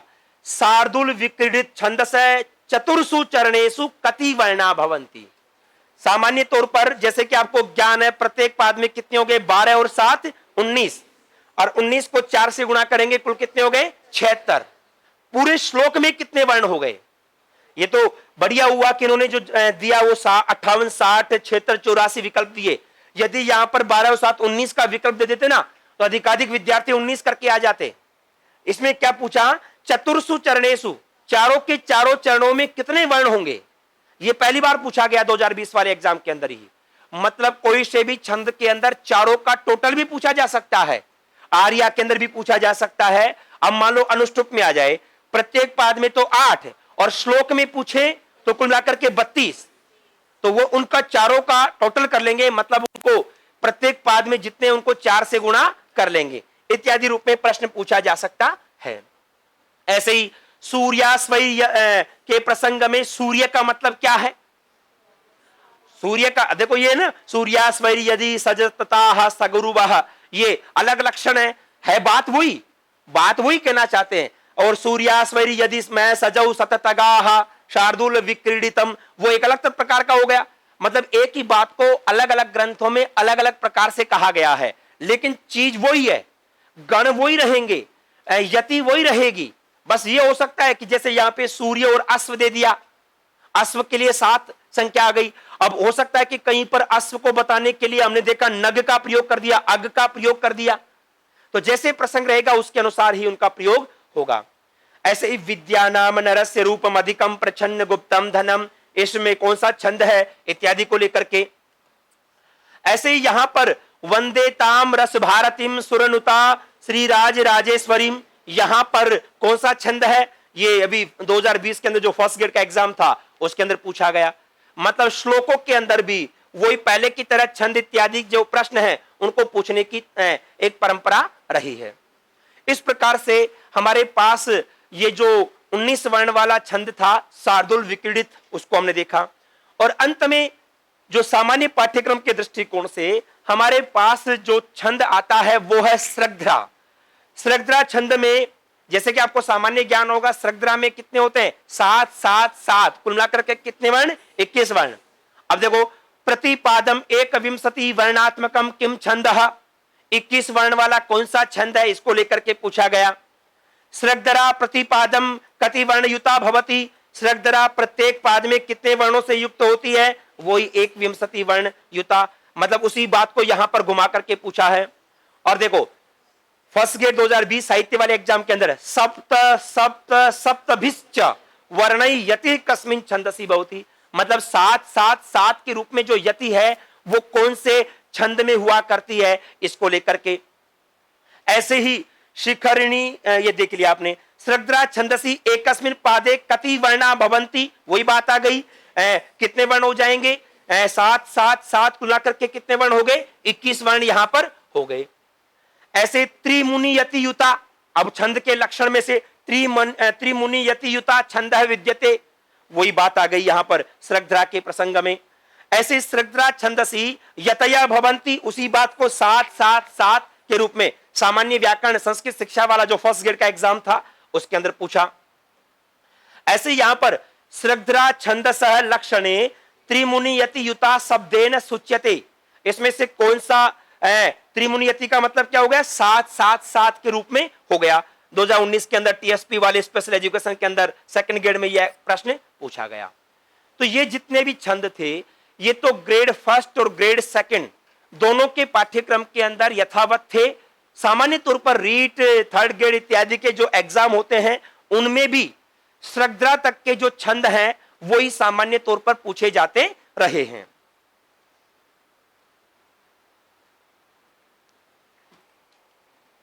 अब यहां पर कुछ छंद जैसे कि मैं बता रहा था जिनको लेकर के ग्रेड फर्स्ट में पाठ्यक्रम में अतिरिक्त तौर पर वो सिलेबस के अंदर है, तो उनके संबंधित प्रश्न भी फर्स्ट ग्रेड के अंदर अभी तक पूछे गए हैं।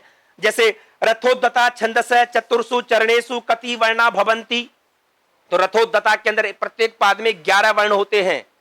11 वर्ण वाले 3 तो पहले थे, एक अतिरिक्त आ जाता है, तो यहां पर 44 वर्ण होंगे। इस रूप में प्रश्न पूछा गया रथोद्दता को लेकर के।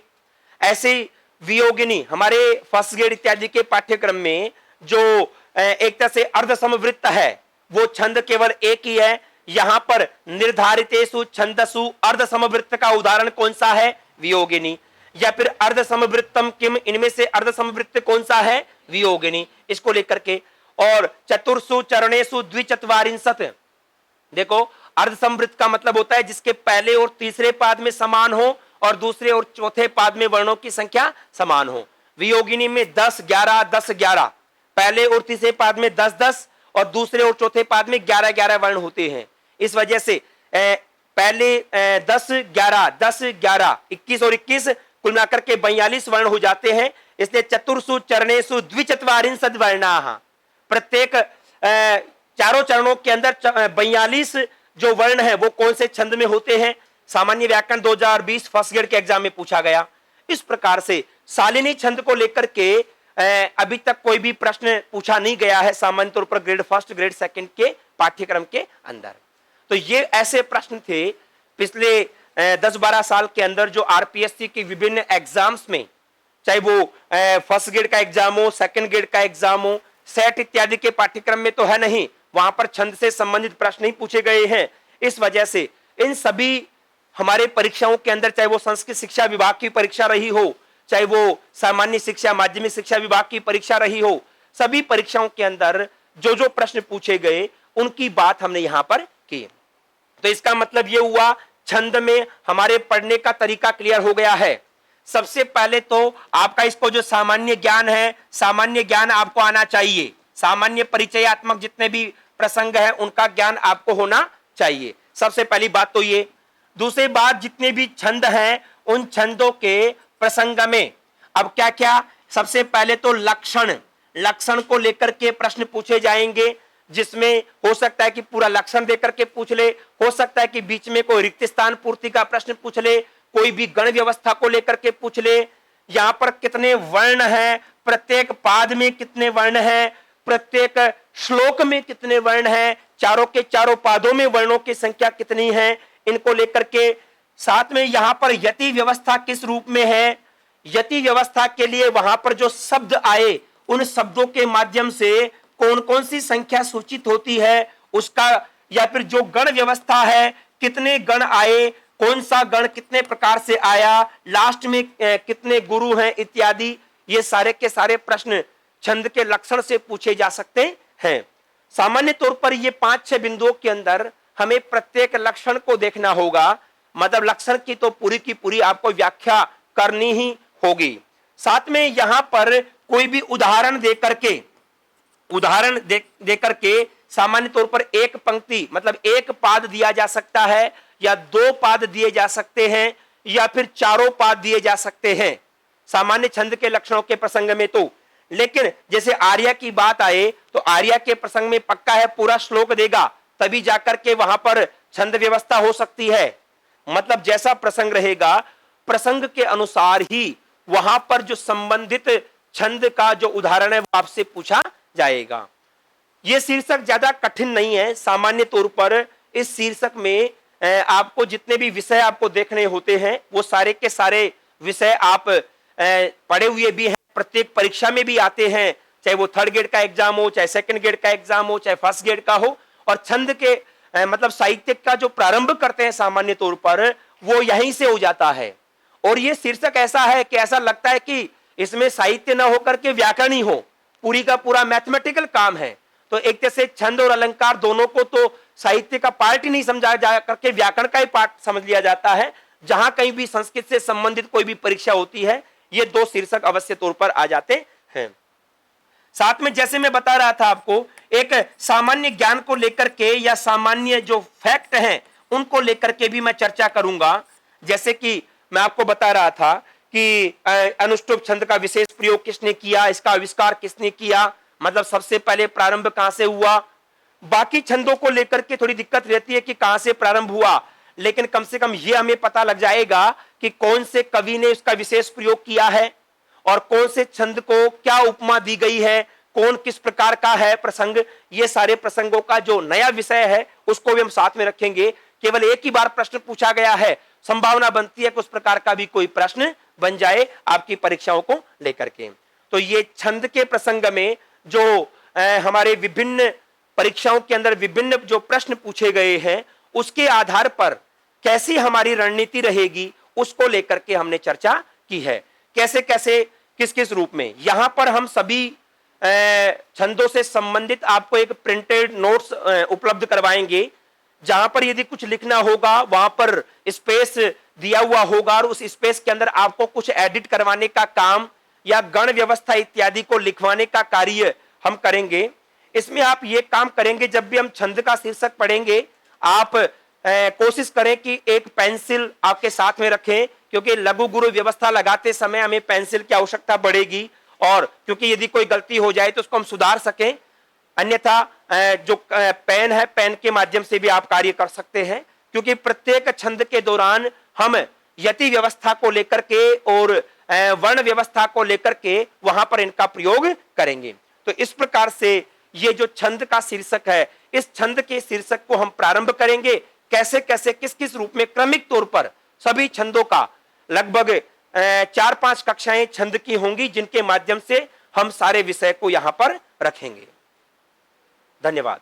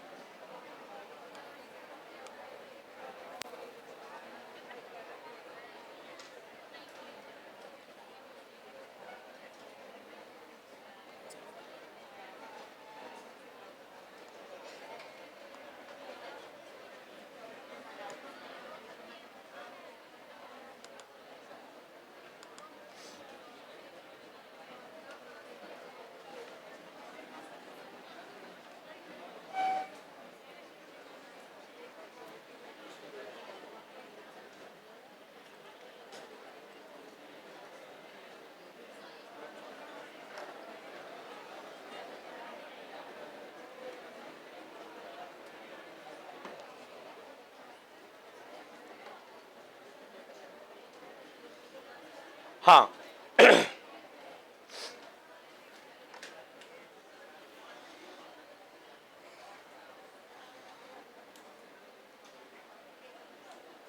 हमारे पाठ्यक्रम के साहित्य के विभिन्न शीर्षकों में से दूसरा शीर्षक है, महत्वपूर्ण शीर्षक अलंकार का शीर्षक है। सामान्य तौर पर छंद के शीर्षक में तो विद्यार्थियों को ज्यादा दिक्कत नहीं होती, एक सामान्य विषय होता है, और सबसे ज्यादा परेशानी जो यहां पर होती है वो हमारे पास अलंकार के शीर्षक को लेकर के होती है।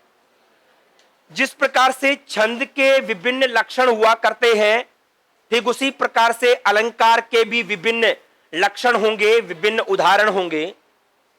लेकिन छंद के प्रसंग में तो कोई भी उदाहरण रटने की हमें आवश्यकता नहीं होती। अलंकारों के प्रसंग में उदाहरण काफी हो जाते हैं। अलग अलग प्रकार के, विभिन्न प्रकार के उदाहरण आपको देखने होंगे, और क्योंकि छंद में तो कहीं का भी उदाहरण आ जाए आपको दिक्कत नहीं होती, अलंकार में एक भी उदाहरण यदि भिन्न आ जाए तो सामान्य तौर पर हमें दिक्कत हो जाती है।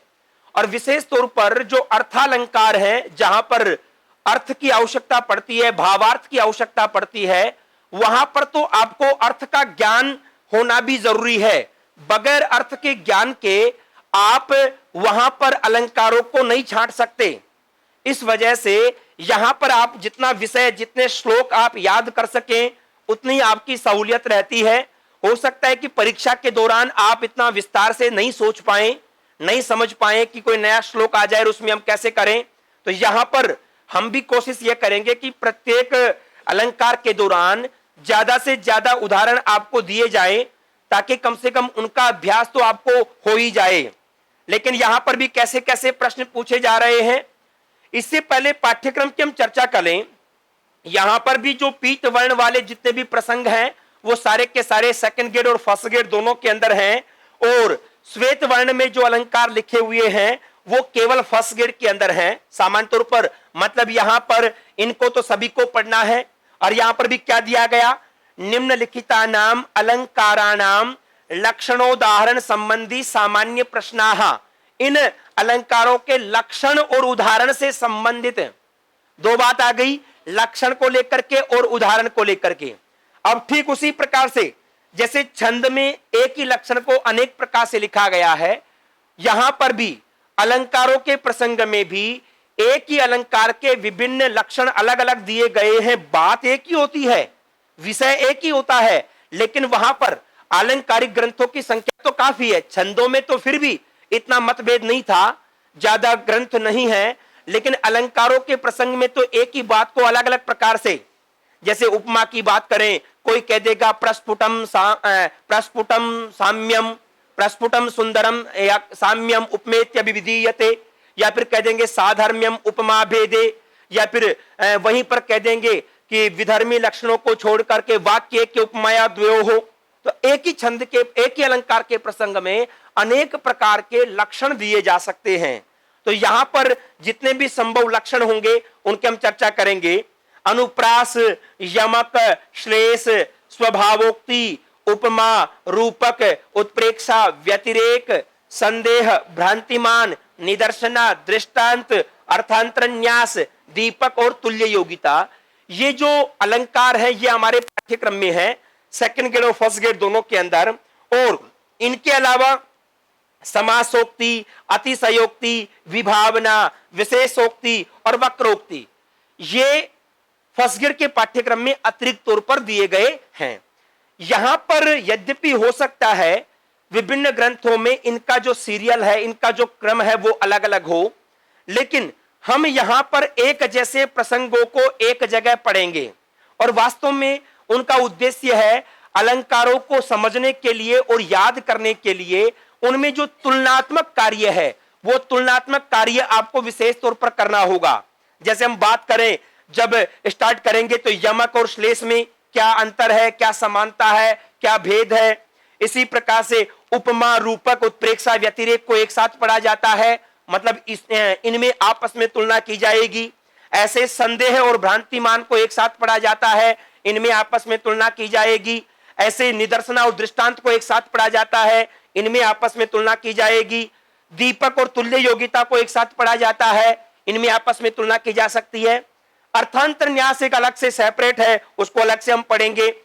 स्वभावोक्ति को यदि इधर तुलना करें अतिशयोक्ति के साथ तुलना कर सकते हैं। विशेष यहां पर विभावना और विशेषोक्ति को एक साथ पढ़ा जाता है। मतलब हमारे पाठ्यक्रम के जो विभिन्न अलंकार हैं, इन अलंकारों को समझने के लिए हम जगह जगह पर आपस में तुलना भी करेंगे। मतलब एक जैसे क्षेत्र के हैं, लेकिन कौन सी जगह उपमा, कौन सी जगह रूपक, कौन सी जगह उत्प्रेक्षार, कौन सी जगह व्यतिरेक, एक ही प्रकरण से संबंधित चारों हैं। ऐसे संदेह और भ्रांतिमान भी एक ही प्रकरण से संबंधित हैं, और उनमें कौन कौन से प्रसंगों में संदेह होगा और कौन से प्रसंगों में भ्रांति। मतलब यह हुआ कि जहां जहां पर तुलना की बात आएगी, तुलना के माध्यम से ही अलंकारों को समझा जा सकता है। अलंकारों का जो ज्ञान है थोड़ा सा तकनीकी विषय है, टेक्निकल विषय है। इस वजह से यहां पर जितने ज्यादा उदाहरण हो सकेंगे और जितने ज्यादा आप आपस में तुलना करेंगे, उतना ही स्पष्टता का कार्य होगा। ठीक है, तो ऐसे जहां जहां हमें तुलना की आवश्यकता होगी, इसका भी जो आपको प्रिंटेड नोट्स मिलेगा, वहां पर जगह जगह पर स्पेस होगा, वहां पर आपको वही हम तुलना करवाएंगे, लिखवाएंगे, वहां पर आपस में कंपेयर करके छंद और अलंकार दोनों के प्रसंग में जगह जगह पर हमें जो नया मैटर या एक तरह से जो अतिरिक्त विषय होगा, उसको हम एडिट भी करेंगे, जोड़ते भी रहेंगे, साथ में चलते रहेंगे।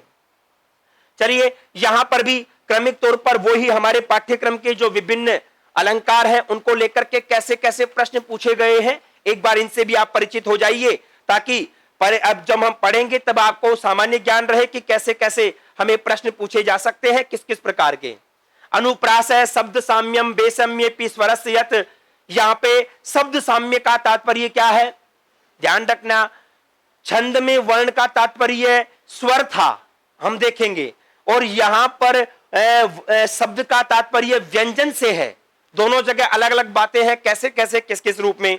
मतलब जो लक्षण था, लक्षण के अंदर जो शब्द दिया, उसको लेकर के प्रश्न पूछा गया। ऐसे ही अनुप्रास अलंकार लक्षणे कस्य वैषम्यम अपि संभवति, लक्षण के अंदर कहा ना शब्द साम्यम वैषम्येपि स्वरस्य, स्वर की विषमता होने पर भी, तो लक्षण के अंदर ही ये प्रश्न पूछ लिए गए दोनों।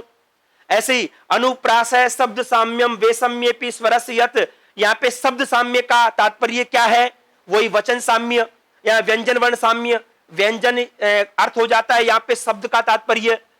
ऐसे ही एक उदाहरण पूछा गया, लता कुंजम गुंजन मदवद लिपुंजम चपलयन, ऐसे ही समालिंगन लिंगम द्रुततर मनंगम प्रबलयन, यहां पर कौन सा अलंकार है, ये सेकंड ग्रेड 2018 में पूछा गया।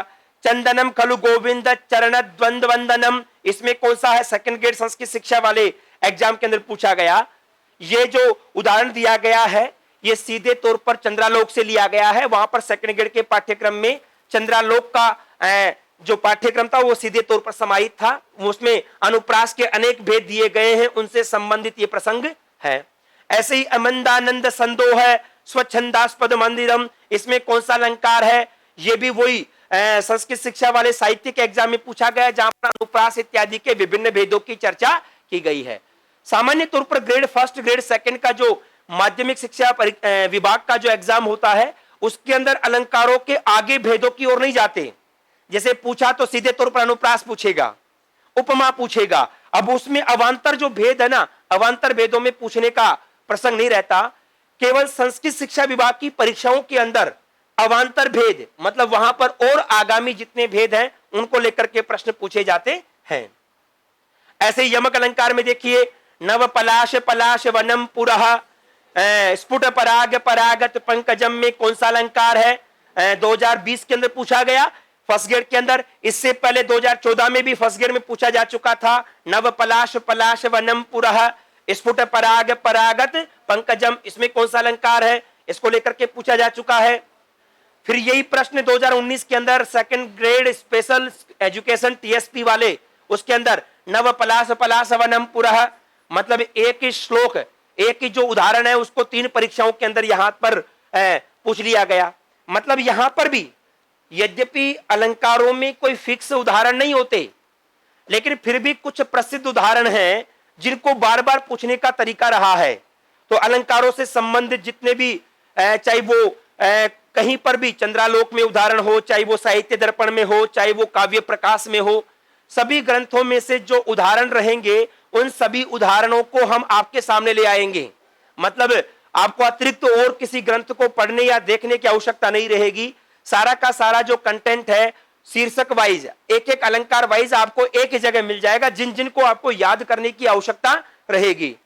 काव्य प्रकाश इत्यादि ग्रंथों में कुछ उदाहरण बहुत कठिन भी हैं, लेकिन उन कठिन उदाहरणों को सामान्य तौर पर आपसे नहीं पूछा जाएगा, या फिर अवान्तर भेदों के जो उदाहरण हैं उनको भी आपसे नहीं पूछा जाएगा। जो वहां पर सामान्य उदाहरण हैं उनको पूछा जा सकता है। उन सभी को हम जो अलंकार के नोट्स हैं उसके अंदर भी रखेंगे। दूसरा अलंकार आया श्लेष। श्लेष के प्रसंग में यहां पर एकेनेव शब्देन मुख्यतया अर्थद्वयोपस्थिति ही, एक ही शब्द के माध्यम से जब दो अर्थ निकल जाएं तो कौन सा अलंकार होगा? सामान्य तौर पर आप जानते होंगे यमक, श्लेष। यमक में दो बार शब्द आएगा। इससे पहले यमक था, उसके अंदर एक ही शब्द दो बार आ रहा था, लेकिन यहां पर एक शब्द के दो अर्थ हो रहे हैं। श्लेष का शाब्दिक अर्थ है चिपकाव। तो यहां पर प्रतिकूलता उपगते ही विधौ, अब यहां पर विधौ को लेकर के प्रश्न पूछा गया फर्स्ट ग्रेड 2016 के अंदर कि विधौ के प्रसंग में श्लेष अलंकार हुआ है। तो प्रश्न ये पूछा कि कौन से पद के अंदर श्लेष अलंकार हुआ है। तो यहां पर भी मतलब ये हुआ कि जो श्लोक है ना, श्लोक में तो श्लेष अलंकार था, लेकिन उसमें भी केवल किसी एक पद में होगा, क्योंकि यहां पर तो एक पद के दो अर्थ निकलेंगे ना, तो आपको यह भी पता होना चाहिए कि वो पद कौन सा है जिसके दो अर्थ निकले हैं। ऐसे ही पृथुकार्थ स्वर पात्रम भूषितानी शेष परिजनम देवा, ये जो उदाहरण था सेकंड ग्रेड 2018 के अंदर पूछा गया, श्लेष अलंकार से ही जुड़ा हुआ था, इसकी भी हम चर्चा करेंगे। फिर चौथा अलंकार हम रखेंगे स्वभावोक्ति अलंकार। स्वभावोक्ति असौ चारु यथावत वस्तु वर्णनम। अब यहां पर ये लक्षण देख करके ये पूछ लिया कि यहां पे चारु का मतलब क्या है, चारु का मतलब क्या है, या फिर ये पूछ सकता था यथावत का वर्णन मतलब क्या है इत्यादि को लेकर के। चारु का मतलब यहां पर सहृदय हृदयावर्जक है, तो यहां पर ऑप्शन तीसरा फर्स्ट ग्रेड 2016 के अंदर पूछा गया। ऐसे ग्रीवा भंगाभिरामम जो प्रसिद्ध उदाहरण है इसका, उसके अंदर सेकंड ग्रेड 2014 के अंदर पूछा गया कि कौन सा अलंकार है। मतलब ये उदाहरण इसका प्रसिद्ध उदाहरण रहा है, इसको लेकर के प्रश्न पूछा गया है। इसी प्रकार से ये चार अलंकार के बाद में आगामी जो चार अलंकार हैं, उपमा, रूपक, उत्प्रेक्षा, व्यतिरेक, इन चारों अलंकारों में तुलना की बात आती है, मतलब आपस में तुलना का प्रसंग रहता है। तो अब देखो कैसे कैसे प्रस्फुटम सुंदरम साम्यम उपमेत्यभिधीयते जो लक्षण आता है, उसमें यहां पर प्रश्न पूछा गया सेकंड ग्रेड 2018 के अंदर कि इन विशेषणों के माध्यम से कस्य अलंकार से कौन से अलंकार का लक्षण जाना जाता है। तो उपमा की बात आ गई। उपमा अलंकारे कीदृशम साम्यम उपस्थाप्यते, कैसा साम्य? प्रस्फुटम सुंदरम साम्यम। लक्षण को लेकर के ही प्रश्न पूछ लिया, मतलब लक्षण छंद और अलंकार दोनों शीर्षकों में महत्वपूर्ण हो जाता है। ऐसे ही उपमानोपमेयो यदा साधर्म्यम भवति तदा को अलंकार है, वही बात आ गई। उपमानोपमेय में साधर्मता, ठीक है। उपमा अलंकारे भवति उपमानोपमेयो स्पष्टम सुंदरम साम्यम, वही लक्षण को लेकर के ही बात को घुमा फिरा करके प्रश्न पूछा गया है। और वही फिर देखिए उपमा अलंकारे भवति 19 के अंदर जो second grade TSP special education वाला एग्जाम था, उसके अंदर उपमानोपमेयो स्पष्टम सुंदरम च साम्यम। मतलब ये हुआ जो भी लक्षण इत्यादि है, यदि आप लक्षण को याद कर लेंगे, उसको समझ लेंगे, तो उससे संबंधित कितने भी प्रकार से प्रश्न पूछा जाए उसका जवाब आप दे पाएंगे।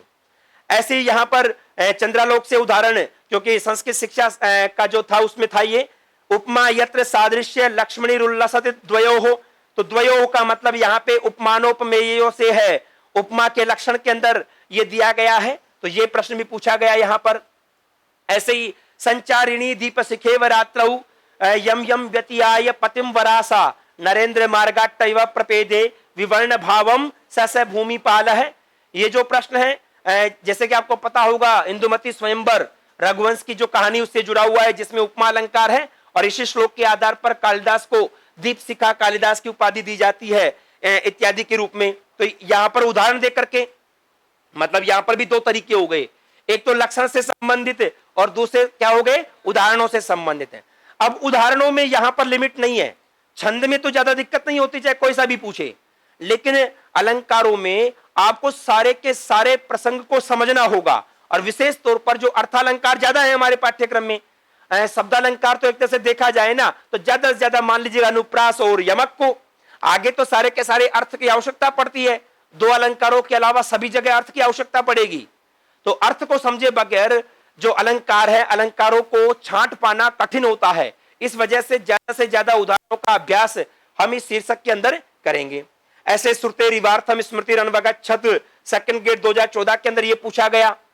ऐसे पद्मानी व विनिद्राणी नेत्राणी आसन्न आहार मुखे, तो यहां पर संस्कृत शिक्षा वाले सेकंड ग्रेड 2019 वाला जो एग्जाम था, यह भी उदाहरण चंद्रालोक से जुड़ा हुआ है। चंद्रालोक का पाठ्यक्रम में वहां पर विषय था, लेकिन इसीलिए देखो यहां पर संस्कृत शिक्षा वाला पार्ट है, तो अलंकार के अंदर भी जो अवान्तर भेद है वहां से पूछा गया।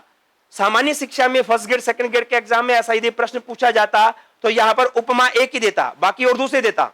तो सामान्य ज्ञान के दृष्टिकोण से आप ये देख सकते हैं। इसी प्रकार से जैसे उपमा था, उसी प्रकार से यहां पर आगे का जो अलंकार होगा वो रूपक अलंकार होगा। उपमा में तो केवल तुलना की जाती है, रूपक में वहां पर तुलना से आगे बढ़कर के आरोपण का कार्य होता है। इसको लेकर के भी देखो, निषेध रहिते उपमेये यत्र उपमानस्य अभेदारोपः भवति, अभेद की बात हो गई तो वहां पर कौन सा हो गया, रूपक अलंकार।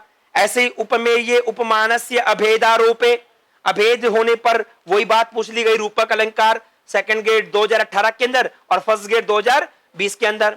ऐसे रूपके अलंकार रूपक अलंकारे प्रकृतस्य सह अप्रकृतस्य स्थाप्यते, वही अभेद की बात हो गई, दोनों में प्रकृत और अप्रकृत में जो अभेद किया जाता है। रूपक अलंकारस्य प्रमुखा विशेषता क्या, तो यहां पर भी वही प्रस्तुत है, प्रस्तुतयोर अभेदः, मतलब हर जगह अभेद की बात आ रही है। जहां पर उपमान और उपमेय में अभेद कर दिया जाए, दोनों को बराबर कर दिया जाए, वहां पे रूपक अलंकार होता है। ऐसे ही रूपक अलंकारे प्रमुखता अस्ति, किसकी प्रमुखता होगी, वही उपमानोपमेयो अभेदस्य, वो प्रश्न पूछा गया। इसी प्रकार से यहां पर उदाहरण भी, त्वम जीवितम त्वमसि मेरे धैर्यम, इसमें कौन सा अलंकार है, तुम्हारे ऊपर प्राणों का आरोपण किया गया, इस वजह से रूपक अलंकार है। ऐसे ही आरोपण यदि संभावनात्मक रूप में हो तो वहां पे उत्प्रेक्षा हुआ करता है। अब उपमेयस्य समेन संभावनम, अब उत्प्रेक्षा में देखो, अभी आपने देखा यहां पर रूपक में तो अभेद की बात आ गई, उत्प्रेक्षा के अंदर हर जगह संभावना की बात आएगी। संभावनम उत्कोटिक संशय वा भवति तत्र उत्प्रेक्षा। इस अलंकार के अंदर प्रायः मन्ये संके ध्रुवम इत्यादि शब्दों का प्रयोग किया जाता है, इसको लेकर के भी प्रश्न पूछ लिया गया है। ऐसे ही लिम्पति व तमोंगानी वर्षति वांजनम नभः, इसमें कौन सा अलंकार है, इसको लेकर के भी 2014 सेकंड ग्रेड के अंदर प्रश्न पूछा गया। ऐसे ही चौथा अलंकार यहां पर तुलना के प्रसंग में आता है व्यतिरेक, व्यतिरेक को लेकर के उपमानोपमेयो चेत विशेषः, दोनों के अंदर एक से बढ़ के दूसरा होता है ना, तो उसमें कौन सा हो जाता है, व्यतिरेक अलंकार। हम सबकी तुलना करेंगे तो वहां पर कौन सा अलंकार होगा, व्यतिरेक। संस्कृत शिक्षा साहित्य वाले एग्जाम फर्स्ट ग्रेड के अंदर पूछा गया। ऐसे ही उपमानाद्यन्यस्य स एव स, ये रिक्त स्थान पूर्ति को लेकर के व्यतिरेक का जो लक्षण है उसको लेकर के पूछा गया है। उपमानाद उपमेयस्य यत्र अधिकम वर्णनम भवति, एक से बढ़ के दूसरे को बताया जावे, वहां पर कौन सा अलंकार हो जाएगा, व्यतिरेक अलंकार हो जाएगा।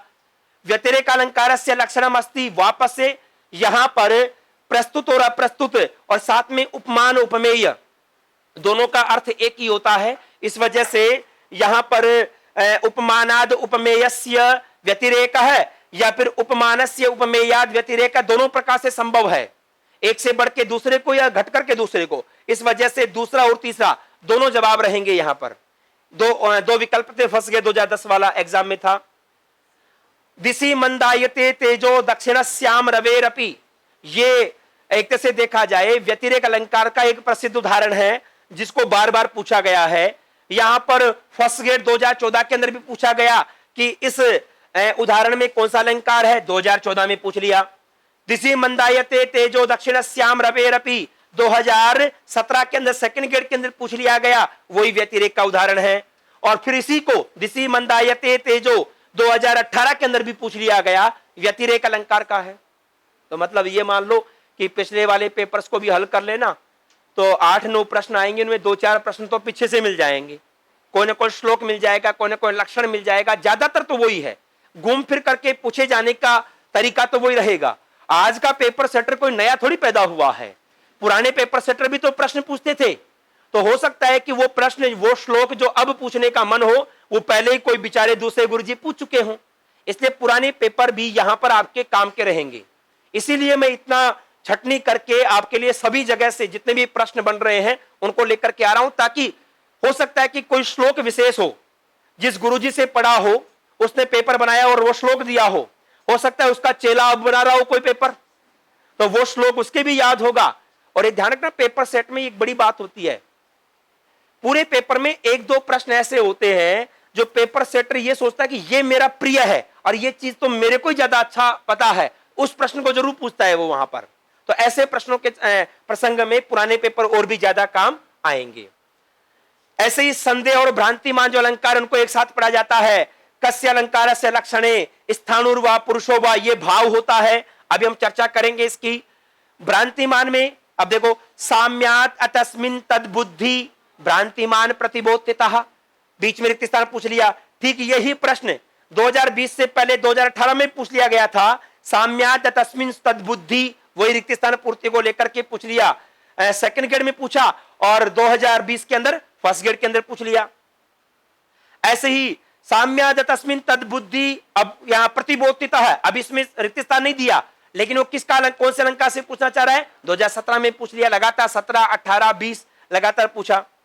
यहां पर उदाहरण के रूप में अयम प्रमत्त मधुपस्त्वन मुखम वेत्ति पंकजम, यहां पर कौन सा अलंकार है, इसको लेकर के जैसे भ्रांतिमान अलंकार का ये उदाहरण है, कैसे कैसे होंगे ये बताएंगे आपको। ऐसे निदर्शन और दृष्टांत को एक साथ पढ़ा जाता है। सदृशयो वाक्यार्थयो एक के आरोपश्चेत, एक के का आरोपण करें, एक जैसा आरोपण करें तो निदर्शना। ऐसे ही अभवन वस्तु संबंध है, उपमा परिकल्पक है, निदर्शना का उदाहरण, निदर्शना का लक्षण है, इस वजह से इसको भी हम देखेंगे। अभवद वस्तु संबंध है, उपमा परिकल्प है, ये कौन से अलंकार का लक्षण है, वही उपमा परिकल्पक है, अभवन वस्तु संबंध है, एक ही लक्षण को बार बार घुमा घुमा करके पूछ रहे हैं। अभवन वस्तु संबंध है, अभवद वस्तु संबंध है, उपमा परिकल्पक है, ये सारा का सारा निदर्शना के प्रसंग में ही है, तो कई बार ये पूछा गया है। और वही सदृशयो वाक्यार्थयो एक्यारोप है, ये संस्कृत शिक्षा साहित्य वाले एग्जाम के अंदर निदर्शनालंकार का लक्षण है। मतलब एक ही अलंकार के लक्षण को अलग अलग जगह जो दिया गया है उसको लेकर के प्रश्न है। निदर्शनालंकार है अस्ति यदि, कौन सी बात, अभवन वस्तु संबंधे उपमानोपमेय भावस्य कल्पना क्रियते, तो ऐसे प्रसंगों में घुमा फिरा करके किसी प्रकार का प्रश्न हो सकता है। ऐसे मतलब जो लक्षण है, लक्षण को लेकर के लक्षण से संबंधित जो विभिन्न प्रकार के शब्द होते हैं या बीच में रिक्त स्थान पूर्ति का प्रसंग होता है, यहां पर थोड़ी सी कठिनता इसलिए हो जाती है कि अलंकार शास्त्र के ग्रंथ ज्यादा हैं, छंद में तो ज्यादा लोगों का विषय नहीं रहा, लिखने वालों का भी, मतलब उसके बारे में चर्चा करने वालों का भी, कि छंद में तो ज्यादा काठिन्य नहीं है, लेकिन अलंकार के विषय में काठिन्य ज्यादा रहा है, अलंकार को समझाने का एक अलग तरीका रहा है। इस वजह से अलंकार के शीर्षक में आपको विभिन्न जो प्रसिद्ध ग्रंथ हैं उनके, जैसे चाहे साहित्य दर्पण हो, चाहे काव्य दीपिका हो, चाहे चंद्रालोक हो, चाहे आपके काव्य प्रकाश हो, सभी से संबंधित जितने भी लक्षण हैं, उन लक्षणों में यदि कोई तुलनात्मक बात अलग हो तो उसकी भी चर्चा हमें करनी चाहिए। इस शीर्षक के दौरान उन सभी प्रकरणों को हम साथ में लेकर के चलेंगे। अब ये प्रसिद्ध उदाहरण है यहाँ पर निदर्शना का, जो भी कई बार पूछा गया है। क्व सूर्य प्रभवो वंश है, क्व चाल्प विषया मति, तितिर्सुर दुस्तरम मोहाद, उड़ुपेनास्मि सागरम, कौन से साल में पूछा गया, 2014 फर्स्ट ग्रेड के अंदर। ऐसे ही सेकंड ग्रेड 2018 में इसको पूछ लिया गया, क्व सूर्य प्रभवो वंश है, क्व चाल्प विषया मति, ठीक है। और इसी प्रश्न को 2019 के अंदर सेकंड ग्रेड के अंदर पूछ लिया गया टीएसपी वाले एग्जाम के अंदर, क्व सूर्य प्रभवो वंश है, क्व चाल्प विषया मति। मतलब ये हुआ पेपर सेटर को भी उदाहरण ढूंढने में जोर आता है, ठीक है। सारे पेपर लेके बैठेगा नहीं वो तो, कोई भी उदाहरण लिखेगा तो पक्का है वो पहले भी किसी ने पूछ लिया होगा। तो पुराने जो उदाहरण हैं वो तो आपको याद करने ही करने हैं। आपके जो 8-9 प्रश्न यदि होंगे उनमें से 3-4 प्रश्न तो पुराने पेपर्स में से मिल जाएंगे।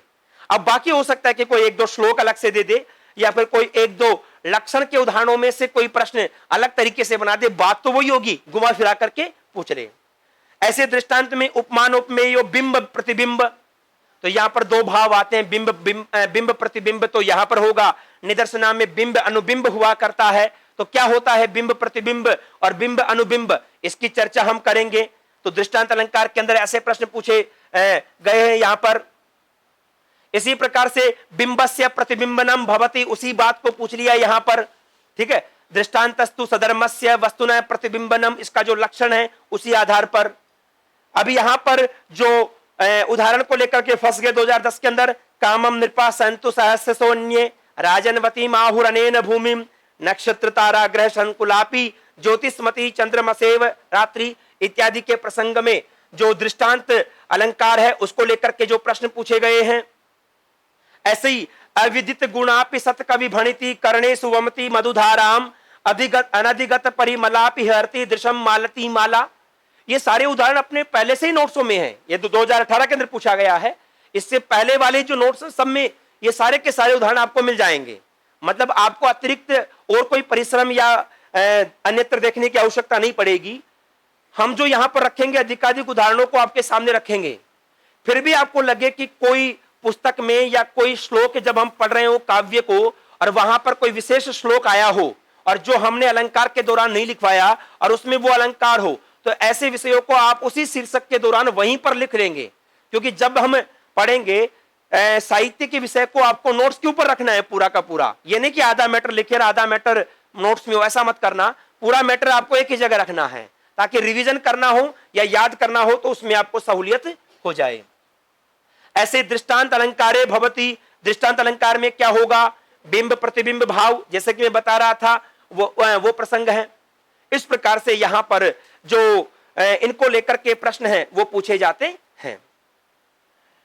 इसी प्रकार से एक अलंकार आपके पाठ्यक्रम में है अर्थांतर न्यास अलंकार, जिसके भी लक्षण को लेकर के सामान्यम व विशेषो व तदन्येन समर्थ्यते इति लक्षणम। ये लक्षण किसका है, कौन से अलंकार का है, अर्थांतर न्यास अलंकार का है। अर्थांतरस्य कति भेदाः, अर्थांतर न्यास के कितने भेद हैं 2010 के अंदर पूछा गया था, कितने अवांतर भेद संभव हैं। तदेशा भवते कांता त्यजवेनाम गृहाण व उपपन्ना ही दारेसु प्रभुता सर्वतोमुखी, इसमें कौन सा अलंकार है। जैसे कि आपको सामान्य ज्ञान होगा, जहां पर कोई सुक्तियों की बात आ जाती है, सुक्तियों के प्रसंग में अर्थांतर न्यास अलंकार होता है। फसगे 2020 के अंदर पूछा गया। बृहत् सहायः कार्यांतम क्षोदियानपि गच्छति संभूयाम्बोधिमभ्येति महानद्या नगापगा, ये भी कई बार पूछ लिया गया। फर्स्ट ग्रेड 2014 में पूछा गया और साथ में यही जो 2019 का जो सेकंड ग्रेड का टीएसपी वाला स्पेशल एजुकेशन का एग्जाम था उसके अंदर भी ये पूछ लिया गया। मतलब एक जैसे उदाहरणों को काफी बार पूछ लिया गया है। हनुमानाब्धिमतरब दुष्करम कि महात्मा नाम, चंद्रालोक से लिया हुआ उदाहरण है, संस्कृत शिक्षा विभाग वाले एग्जाम सेकंड ग्रेड के अंदर पूछा गया। इसमें कौन सा है, सामान्य तौर पर चंद्रालोक के उदाहरणों को भी हम रखेंगे और संस्कृत शिक्षा के प्रसंग में ही जो यहां पर वही चंद्रालोक से संबंधित जो प्रसंग है इनमें से अर्थांतर न्यास का उदाहरण कौन सा है, इसको लेकर के हनुमानाब्धि तरम अतरद दुष्कर्म किम महात्मा नाम जो अभी पूछा था उसको लेकर के इन सभी के प्रसंग में अलग अलग अलंकार है। तो इन सभी प्रसंगों से जुड़े हुए प्रकरणों को भी हम यहां पर रखेंगे। मतलब हमारे पाठ्यक्रम से संबंधित जितने भी प्रसंग हैं और जितने भी काव्य शास्त्रीय ग्रंथों में उसके उदाहरण दिए हुए हैं परीक्षा के दृष्टिकोण से महत्वपूर्ण, उन सभी को हम एक ही जगह समाहित करके यहां पर अध्ययन के दृष्टिकोण से देखेंगे। प्रस्तुता नाम चैत, अब यहां पर दीपक और तुल्य योगिता को एक साथ पढ़ा जाता है। प्रस्तुता नाम चैत तुल्यत्वे को अलंकार है भवती, प्रस्तुत और अप्रस्तुत की आपस में जब तुलना करें तो कौन सा अलंकार होगा, इसके प्रसंग को लेकर के दीपक अलंकार। प्रस्तुता नाम चैत तुल्यत्वे, वही लक्षण को लेकर के पूछ लिया कौन सा अलंकार है, दीपक अलंकार। कृपणानाम धनम नागानाम फणमणि केसरः सिंगानाम कुल बालिकानाम स्तनाः कुतः स्पृश्यन्ते अमृतानाम, ये भी हम आपको दीपक अलंकार के दौरान ही पढ़ाएंगे। प्रस्तुत है, प्रस्तुत की जो बात चल रही थी उसको लेकर के। तुल्य योगिता में या तो दोनों प्रस्तुत होते हैं या दोनों अप्रस्तुत होते हैं। तुल्य की बात आती है तो प्रस्तुता नाम या तो सारे प्रस्तुत होंगे या फिर अप्रस्तुता नाम सारे के सारे अप्रस्तुत होंगे। उनमें जब एक धर्माभि संबंध होगा तो कौन सा अलंकार होगा, तुल्य योगिता की बात है। यत्र केवला नाम प्रस्तुता नाम अथवा केवला नाम अप्रस्तुता नाम, उसी बात को घुमा करके 2018 स्पेशल एजुकेशन में पूछ लिया तुल्य योगिता में। ठीक है, इस प्रकार से यहां तक के जितने अलंकार थे तुल्य योगिता तक के, तो ये तो फर्स्ट ग्रेड और सेकंड ग्रेड दोनों के पाठ्यक्रम के अंदर थे। मतलब इनको भी अलंकारों को पढ़ते समय आपस में तुलना करके हम पढ़ेंगे और आपस में इनमें क्या किस बिंदु के आधार पर अंतर है। मतलब कब तो दीपक होगा, कब तुल्य योगिता होगा, कब निदर्शना होगा, कब दृष्टांत होगा, कब संदेह है, कब भ्रांतिमान होगा। उपमा, रूपक, उत्प्रेक्षा, व्यतिरेक को एक साथ पढ़ा जाता है। तो मतलब एक जैसे प्रकरणों को हम एक जगह रखेंगे। फर्स्ट ग्रेड के पाठ्यक्रम में समासोक्ति अलंकार का प्रसंग है, तो इस समासोक्ति परिस्फुर्ति प्रस्तुते अप्रस्तुतस्य चेत, यहां पर प्रस्तुते का मतलब क्या है, प्रस्तुत का मतलब वहां पर जो उपमेय है वो अर्थ हुआ करता है।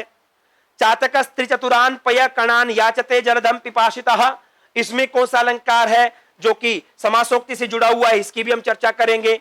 अयम इंद्रि मुखम पश्य रक्तस चुंबति चंद्रमा, तो यहां पर भी कौन सा अलंकार है समासोक्ति से जुड़ा हुआ है। संस्कृत शिक्षा सेकंड ग्रेड में पूछा गया था क्योंकि वहां पर चंद्रालोक से जुड़ा हुआ प्रसंग था, उसमें ये उदाहरण आता है। ऐसे ही विभावना और विशेषोक्ति को हम एक साथ पढ़ेंगे। यहां पर विभावना और विशेषोक्ति अलंकार में क्या आधार है, मतलब कार्य कारण भाव के आधार पर ये हुआ करते हैं। कारणे सति कार्यस्य अनुत्पत्ति विशेषोक्ति हुआ करता है और इसी प्रकार से विभावना के प्रसंग में इसका जस्ट विपरीत होता है। वक्रोक्ति और अतिशयोक्ति को लेकर के अभी तक कोई भी उदाहरण आपकी परीक्षाओं के अंदर नहीं पूछा गया है। तो इस प्रकार से ये फर्स्ट ग्रेड का जो पाठ्यक्रम और सेकंड ग्रेड का जो पाठ्यक्रम है अलंकार को लेकर के, उसकी हम चर्चा यहां पर कर सकते हैं। मतलब ये हुआ जो स्टार्टिंग के अलंकार हैं वो तो आपको दोनों जगह पढ़ने हैं, लेकिन अलंकारों के विषय के अंदर आपको तुलनात्मक अध्ययन है वो ज्यादा करना होगा। जितने तुलना आप करेंगे उतना ही इसका जो अवगमन है वो आपको हो पाएगा। और फिर से मैं बता देता हूं, अलंकारों के प्रसंग में जब तक आपको श्लोक का भाव या तात्पर्य समझ में नहीं आएगा, उसमें क्या कहना चाहते हैं, श्लोकार्थ, भावार्थ और तात्पर्यार्थ, ये अलग अलग स्टेज हुआ करती हैं। तो वो अलग अलग स्टेज में जब तक आपको भाव समझ में नहीं आएगा तब तक वहां पर आपको अलंकार छांटने में दिक्कत होगी। यद्यपि छंद में ऐसी कोई आवश्यकता नहीं थी, छंद में तो केवल सीधे तौर पर जो आ गया, चाहे कैसा भी कठिन श्लोक हो, कैसा भी श्लोक हो, वहां पर छंद को छांटते समय दिक्कत नहीं होती। लेकिन यहां पर अलंकारों के प्रसंग में जैसे ही आप अलंकार को छांटने के लिए चलेंगे तो वहां पर आपके लिए जो उसका तात्पर्य, उसका जो भाव है, उसका ज्ञान आपको होना जरूरी है, तभी जाकर के आप अलंकार छांट पाएंगे। तो अलंकार को पढ़ने का हमारा तरीका क्या रहेगा उसकी भी मैं चर्चा यहां पर कर लेता हूं। सबसे पहले तो यहां पर भी हम सामान्य ज्ञान का विषय रखेंगे, जैसे कि छंद के अंदर सामान्य ज्ञान को लेकर के विभिन्न प्रश्न पूछे गए हैं, तो अलंकारों के प्रसंग में भी सामान्य ज्ञान, मतलब जो मुख्य मुख्य ग्रंथ हैं, किस किस ने वो ग्रंथ लिखा है, जिनसे हम सारा विषय देखते हैं, उनकी हम चर्चा करेंगे, नंबर 1। नंबर 2, यहां पर प्रत्येक अलंकार के विषय में विशेष तौर पर 2 जगह हमें यहां पर बात करनी होगी। एक तो वही लक्षण की बात, लक्षण में जितने भी शब्द आए या फिर रिक्त स्थान पूर्ति को लेकर के या फिर पूरा का पूरा जो लक्षण है उसको लेकर के प्रश्न बन सकता है। तो यहां पर हम हो सकता है कि कई प्रसिद्ध अलंकारों में हम 2-2, 3-3 लक्षण, यद्यपि भाव तो एक ही रहेगी, बात एक ही रहेगी, लेकिन वहां पर रिक्त स्थान को लेकर के कोई प्रश्न आ जाए, क्योंकि आपके पाठ्यक्रम में यह नहीं लिखा हुआ कि किसके आधार पर। संस्कृत शिक्षा वाले पाठ्यक्रम में तो लिखा हुआ आता है चंद्रालोक के आधार पर, तो वहां तो फिक्स है कि चंद्रालोक के अंदर जो उदाहरण होंगे वही पूछेंगे, चंद्रालोक में जो लक्षण होगा वही पूछेंगे। लेकिन आपके पाठ्यक्रम में तो सीधे तौर पर यदि छंद या अलंकार दे दिया ना, तो वो फिर किसी भी ग्रंथ से संबंधित हो सकता है, उसका लक्षण आपको सामान्य तौर पर सभी का ज्ञात होना चाहिए, सभी को आपको देखना चाहिए। लक्षण को लेकर किस प्रकार से प्रश्नों को हम देखेंगे, जो जो शब्द आए उन शब्दों का भाव क्या है, उसका अर्थ क्या है, उसका उस अलंकार के दौरान योगदान क्या है, उसको हम देखेंगे। रिक्त स्थान पूर्ति का प्रश्न भी इसी के साथ कवर हो जाएगा। यहां पर भी आपको लक्षण को स्मरण करना होगा, याद करना होगा और उसी के माध्यम से ये इसका जवाब दे पाएंगे। और इन दोनों को मिलाकर के इनका जो भाव निकलता है, भाव को लेकर के प्रश्न परीक्षाओं में पूछे जाते रहे हैं कि इस अलंकार का भाव क्या है, अर्थात कौन से प्रसंग में यह अलंकार हो सकता है, किस रूप में यह हो सकता है, इत्यादि को लेकर के। और ठीक इसी प्रकार से दूसरा जो शीर्षक है उदाहरण, यहां पर भी हम विभिन्न उदाहरणों की चर्चा करेंगे।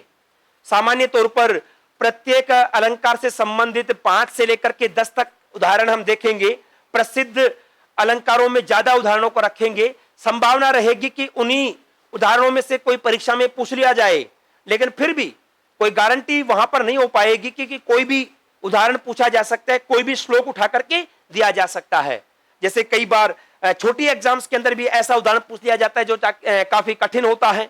ऐसे प्रसंगों के अंदर भी हमें कई उदाहरण देखने को मिले हैं। तो इसमें ज्यादा विषय और बड़ा अलग से कोई टेक्निकल विषय नहीं है, लेकिन सामान्य तौर पर यहां पर भी अलंकारों के प्रयोग में कौन से कवि ज्यादा फेमस रहे हैं। जैसे आपको सामान्य ज्ञान होगा, उपमा अलंकार के विषय में कालिदास की महत्ता रही है।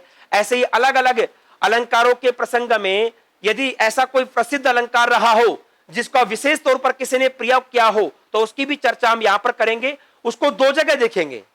कवि परिचय के दौरान भी हम चर्चा करेंगे कि इस काव्य में इस अलंकार का विशेष प्रयोग किया गया है, या फिर इस कवि ने इस अलंकार का विशेष प्रयोग किया है। अलंकार शब्द का शाब्दिक अर्थ क्या है, अलंकार किसको कहते हैं, अलंकार का दर्शन क्या है। वास्तव में देखा जाए तो ये सबका अपना अपना नजरिया होता है।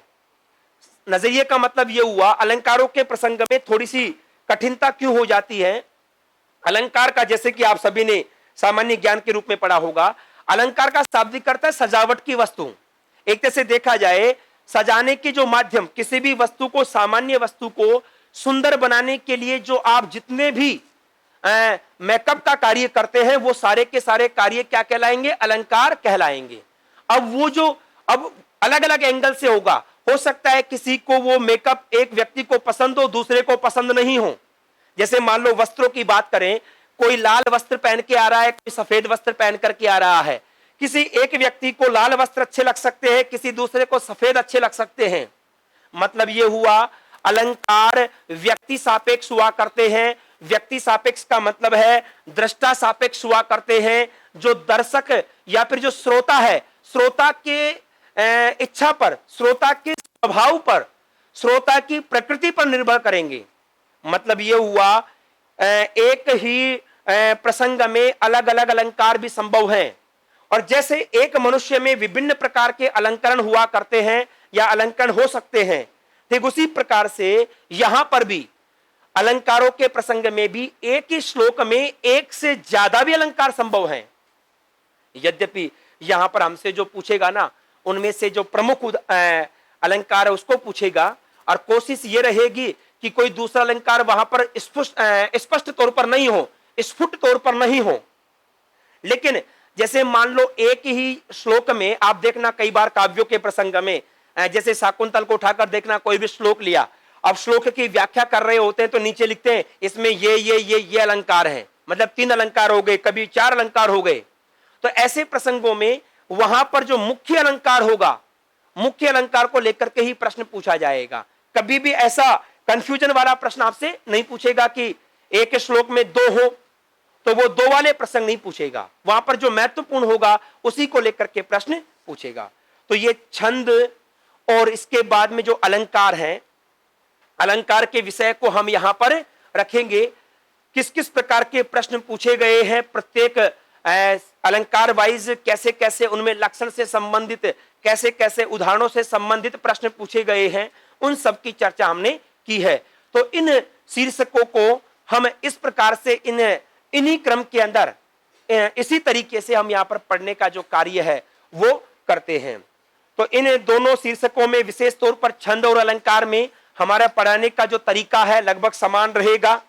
यहां पर जो नोट्स हैं, नोट्स के माध्यम से हम जो बात विशेष तौर पर जुड़वानी होगी नोट्स के अंदर ही जुड़वाएंगे, वहां पर स्पेस रहेगा और उस नोट्स के माध्यम से ही हमारा जो सारा का सारा विषय है हमें यह देखना होगा। तो विभिन्न परीक्षाओं में इन शीर्षकों से संबंधित जो जो प्रश्न पूछे गए उसके आधार पर हमने इन शीर्षकों की जो रणनीतिक परिचर्चा है उसको यहां पर किया है। आगामी कक्षाओं में इन शीर्षकों को हम क्रमिक तौर पर पढ़ने का कार्य करेंगे। धन्यवाद। ठीक है, तो ये हमारे पास सबसे पहले हमने जो चर्चा की है छंद और अलंकार की है। इसका उद्देश्य ये कोई व्यर्थ का कार्य नहीं था, लेकिन अब इसके बाद आपका जो मेंटलिटी लेवल है वो क्लियर हो जाना चाहिए कि हमें किस प्रकार से इन शीर्षकों को तैयार करना है, कैसे कैसे प्रश्न पूछे जा सकते हैं, उसी रूप में उन शीर्षकों को हम पढ़ेंगे और वहां पे जो संभावित तरीके और भी हो सकते हैं उनको भी हम साथ में देखेंगे। छंद सबसे पहले हम चर्चा करेंगे छंद की, और छंद की चर्चा करने के उपरांत हम चर्चा करेंगे अलंकार की। मतलब ये दोनों शीर्षक लगातार चलेंगे। छंद का टॉपिक तो 4-5 दिन चलेगा और उसके बाद में 8 से 10 दिन हो सकता है कि अलंकार में लगे, क्योंकि अलंकार में हम उदाहरण ज्यादा रख रहे हैं तो अलंकार में थोड़ा समय ज्यादा लगेगा, तो अलंकार की कक्षाएं थोड़ी लंबी चलेंगी। साथ में पहली कक्षा तो छंद या अलंकार की चलेगी और दूसरी जो कक्षा हमारी रहेगी वो कक्षा रहेगी संस्कृत साहित्य का जो इतिहास है अर्थात कवि परिचय है, और यह भी बहुत महत्वपूर्ण शीर्षक है। पिछली परीक्षा को ट्रेंड यदि आप देखें, सेकंड ग्रेड का ट्रेंड देख लीजिएगा चाहे फर्स्ट ग्रेड का ट्रेंड देख लीजिएगा, 18-20 प्रश्न तक पूछे गए हैं। कवि परिचय से संबंधित 18 प्रश्न पूछे गए हैं। वैसे तो 9 या 8 का एवरेज बैठता था। कई बार के एग्जाम से पहले लगभग प्रत्येक शीर्षक से 8-8, 9-9 उदाहरण पूछ रहे थे, 9-9 प्रश्न आ रहे थे। लेकिन कई बार के एग्जाम में जैसा कि आपने पेपर देखा, पेपर के बारे में चर्चा की होगी, आपने पढ़ा होगा, साहित्य से संबंधित जो कवि परिचय का टॉपिक है एक प्रसिद्ध टॉपिक रहा है, क्योंकि यहां पर पेपर सेटर के लिए भी काफी मैटर मिल जाता है, प्रश्न बनाने के लिए भी। इतने कवि हैं, प्रत्येक कवि से यदि एक एक प्रश्न भी पूछे तो भी काफी प्रश्न हो जाएंगे। जैसे स्टार्ट टाइम करें, रामायण महाभारत एक एक प्रश्न पूछ ले तो 2 प्रश्न तो यहीं से हो गए। अश्वघोष, कालिदास, भारवी, माघ, श्रीहर्ष, 5 विशेष तौर पर ये हमारे जो महाकाव्य कवि हैं 5 यहां से हो सकते हैं। दंडी, सुबंधु और बाणभट्ट और अंबिका दत्त व्यास 4 हमारे गद्यकार हैं, 4 प्रश्न सीधे तौर पर वहां से बन सकते हैं। और नाटकों के दृष्टिकोण से भास, कालिदास, शूद्रक, विशाखा दत्त, भवभूति हमारे पाठ्यक्रम के अंदर है। 5 वो हो गए, उनको लेकर के प्रश्न बन सकते हैं। मतलब ये हुआ प्रत्येक कवि से एक एक प्रश्न भी बनाए तो भी आराम से 15 से 20 प्रश्न बन जाते हैं। इसलिए यहां पर प्रश्न पूछने की संभावना ज्यादा रहेगी और यह शीर्षक ज्यादातर सभी एग्जाम्स में काम आता है, विशेष तौर पर फर्स्ट ग्रेड, सेकंड ग्रेड, इसके अलावा नेट का एग्जाम, सेट का एग्जाम, संस्कृत से संबंधित कोई लेक्चर का एग्जाम, कोई भी एग्जाम हो, संस्कृत साहित्य का जो इतिहास है वो विशेष तौर पर काम आएगा। इसलिए यहां पर जो रणनीतिक चर्चा हम करेंगे उस रणनीतिक चर्चा के प्रसंग में आप देखना न केवल फर्स्ट ग्रेड, सेकंड ग्रेड, वहां पे उदाहरण हम और परीक्षाओं के अंदर जो पूछे गए हैं, विशेष तौर पर राजस्थान से संबंधित जो एग्जाम है, सेट वाला एग्जाम, कोई लेक्चर वाला एग्जाम, जो भी आरपीएससी का जो भी पैटर्न रहा है वो सारे प्रश्नों को हम यहां पर अवश्य तौर पर रखेंगे और उनसे भी परिचय आपका करवाएंगे। आगामी कक्षा में हम पहले जो कवि परिचय अर्थात कवियों को लेकर किस किस प्रकार के प्रश्न पूछे जाते रहे हैं उसकी चर्चा करेंगे, ताकि हमारा रास्ता एक बार क्लियर हो जाएगा। उसके बाद आगामी 15 से 20 दिन हमारी जो क्लासेज हैं वो रेगुलर चलेंगी इन तीनों शीर्षकों को लेकर के। छंद के बाद में अलंकार और दूसरी क्लास जो होगी हमारी कौन सी, कवि परिचय वाली, वो चलती रहेगी। तो आगामी बीच में और कोई फिर रणनीतिक चर्चा इत्यादि का कोई प्रसंग नहीं रहेगा। आप में से मुझे पता है कई लोग परेशान होंगे इन चीजों से कि काफी रणनीतियां बनाते हैं, ठीक है। तो कल से हम जो चर्चा करेंगे कवि परिचय से जो संबंधित प्रकरण है उनको लेकर के चर्चा करेंगे।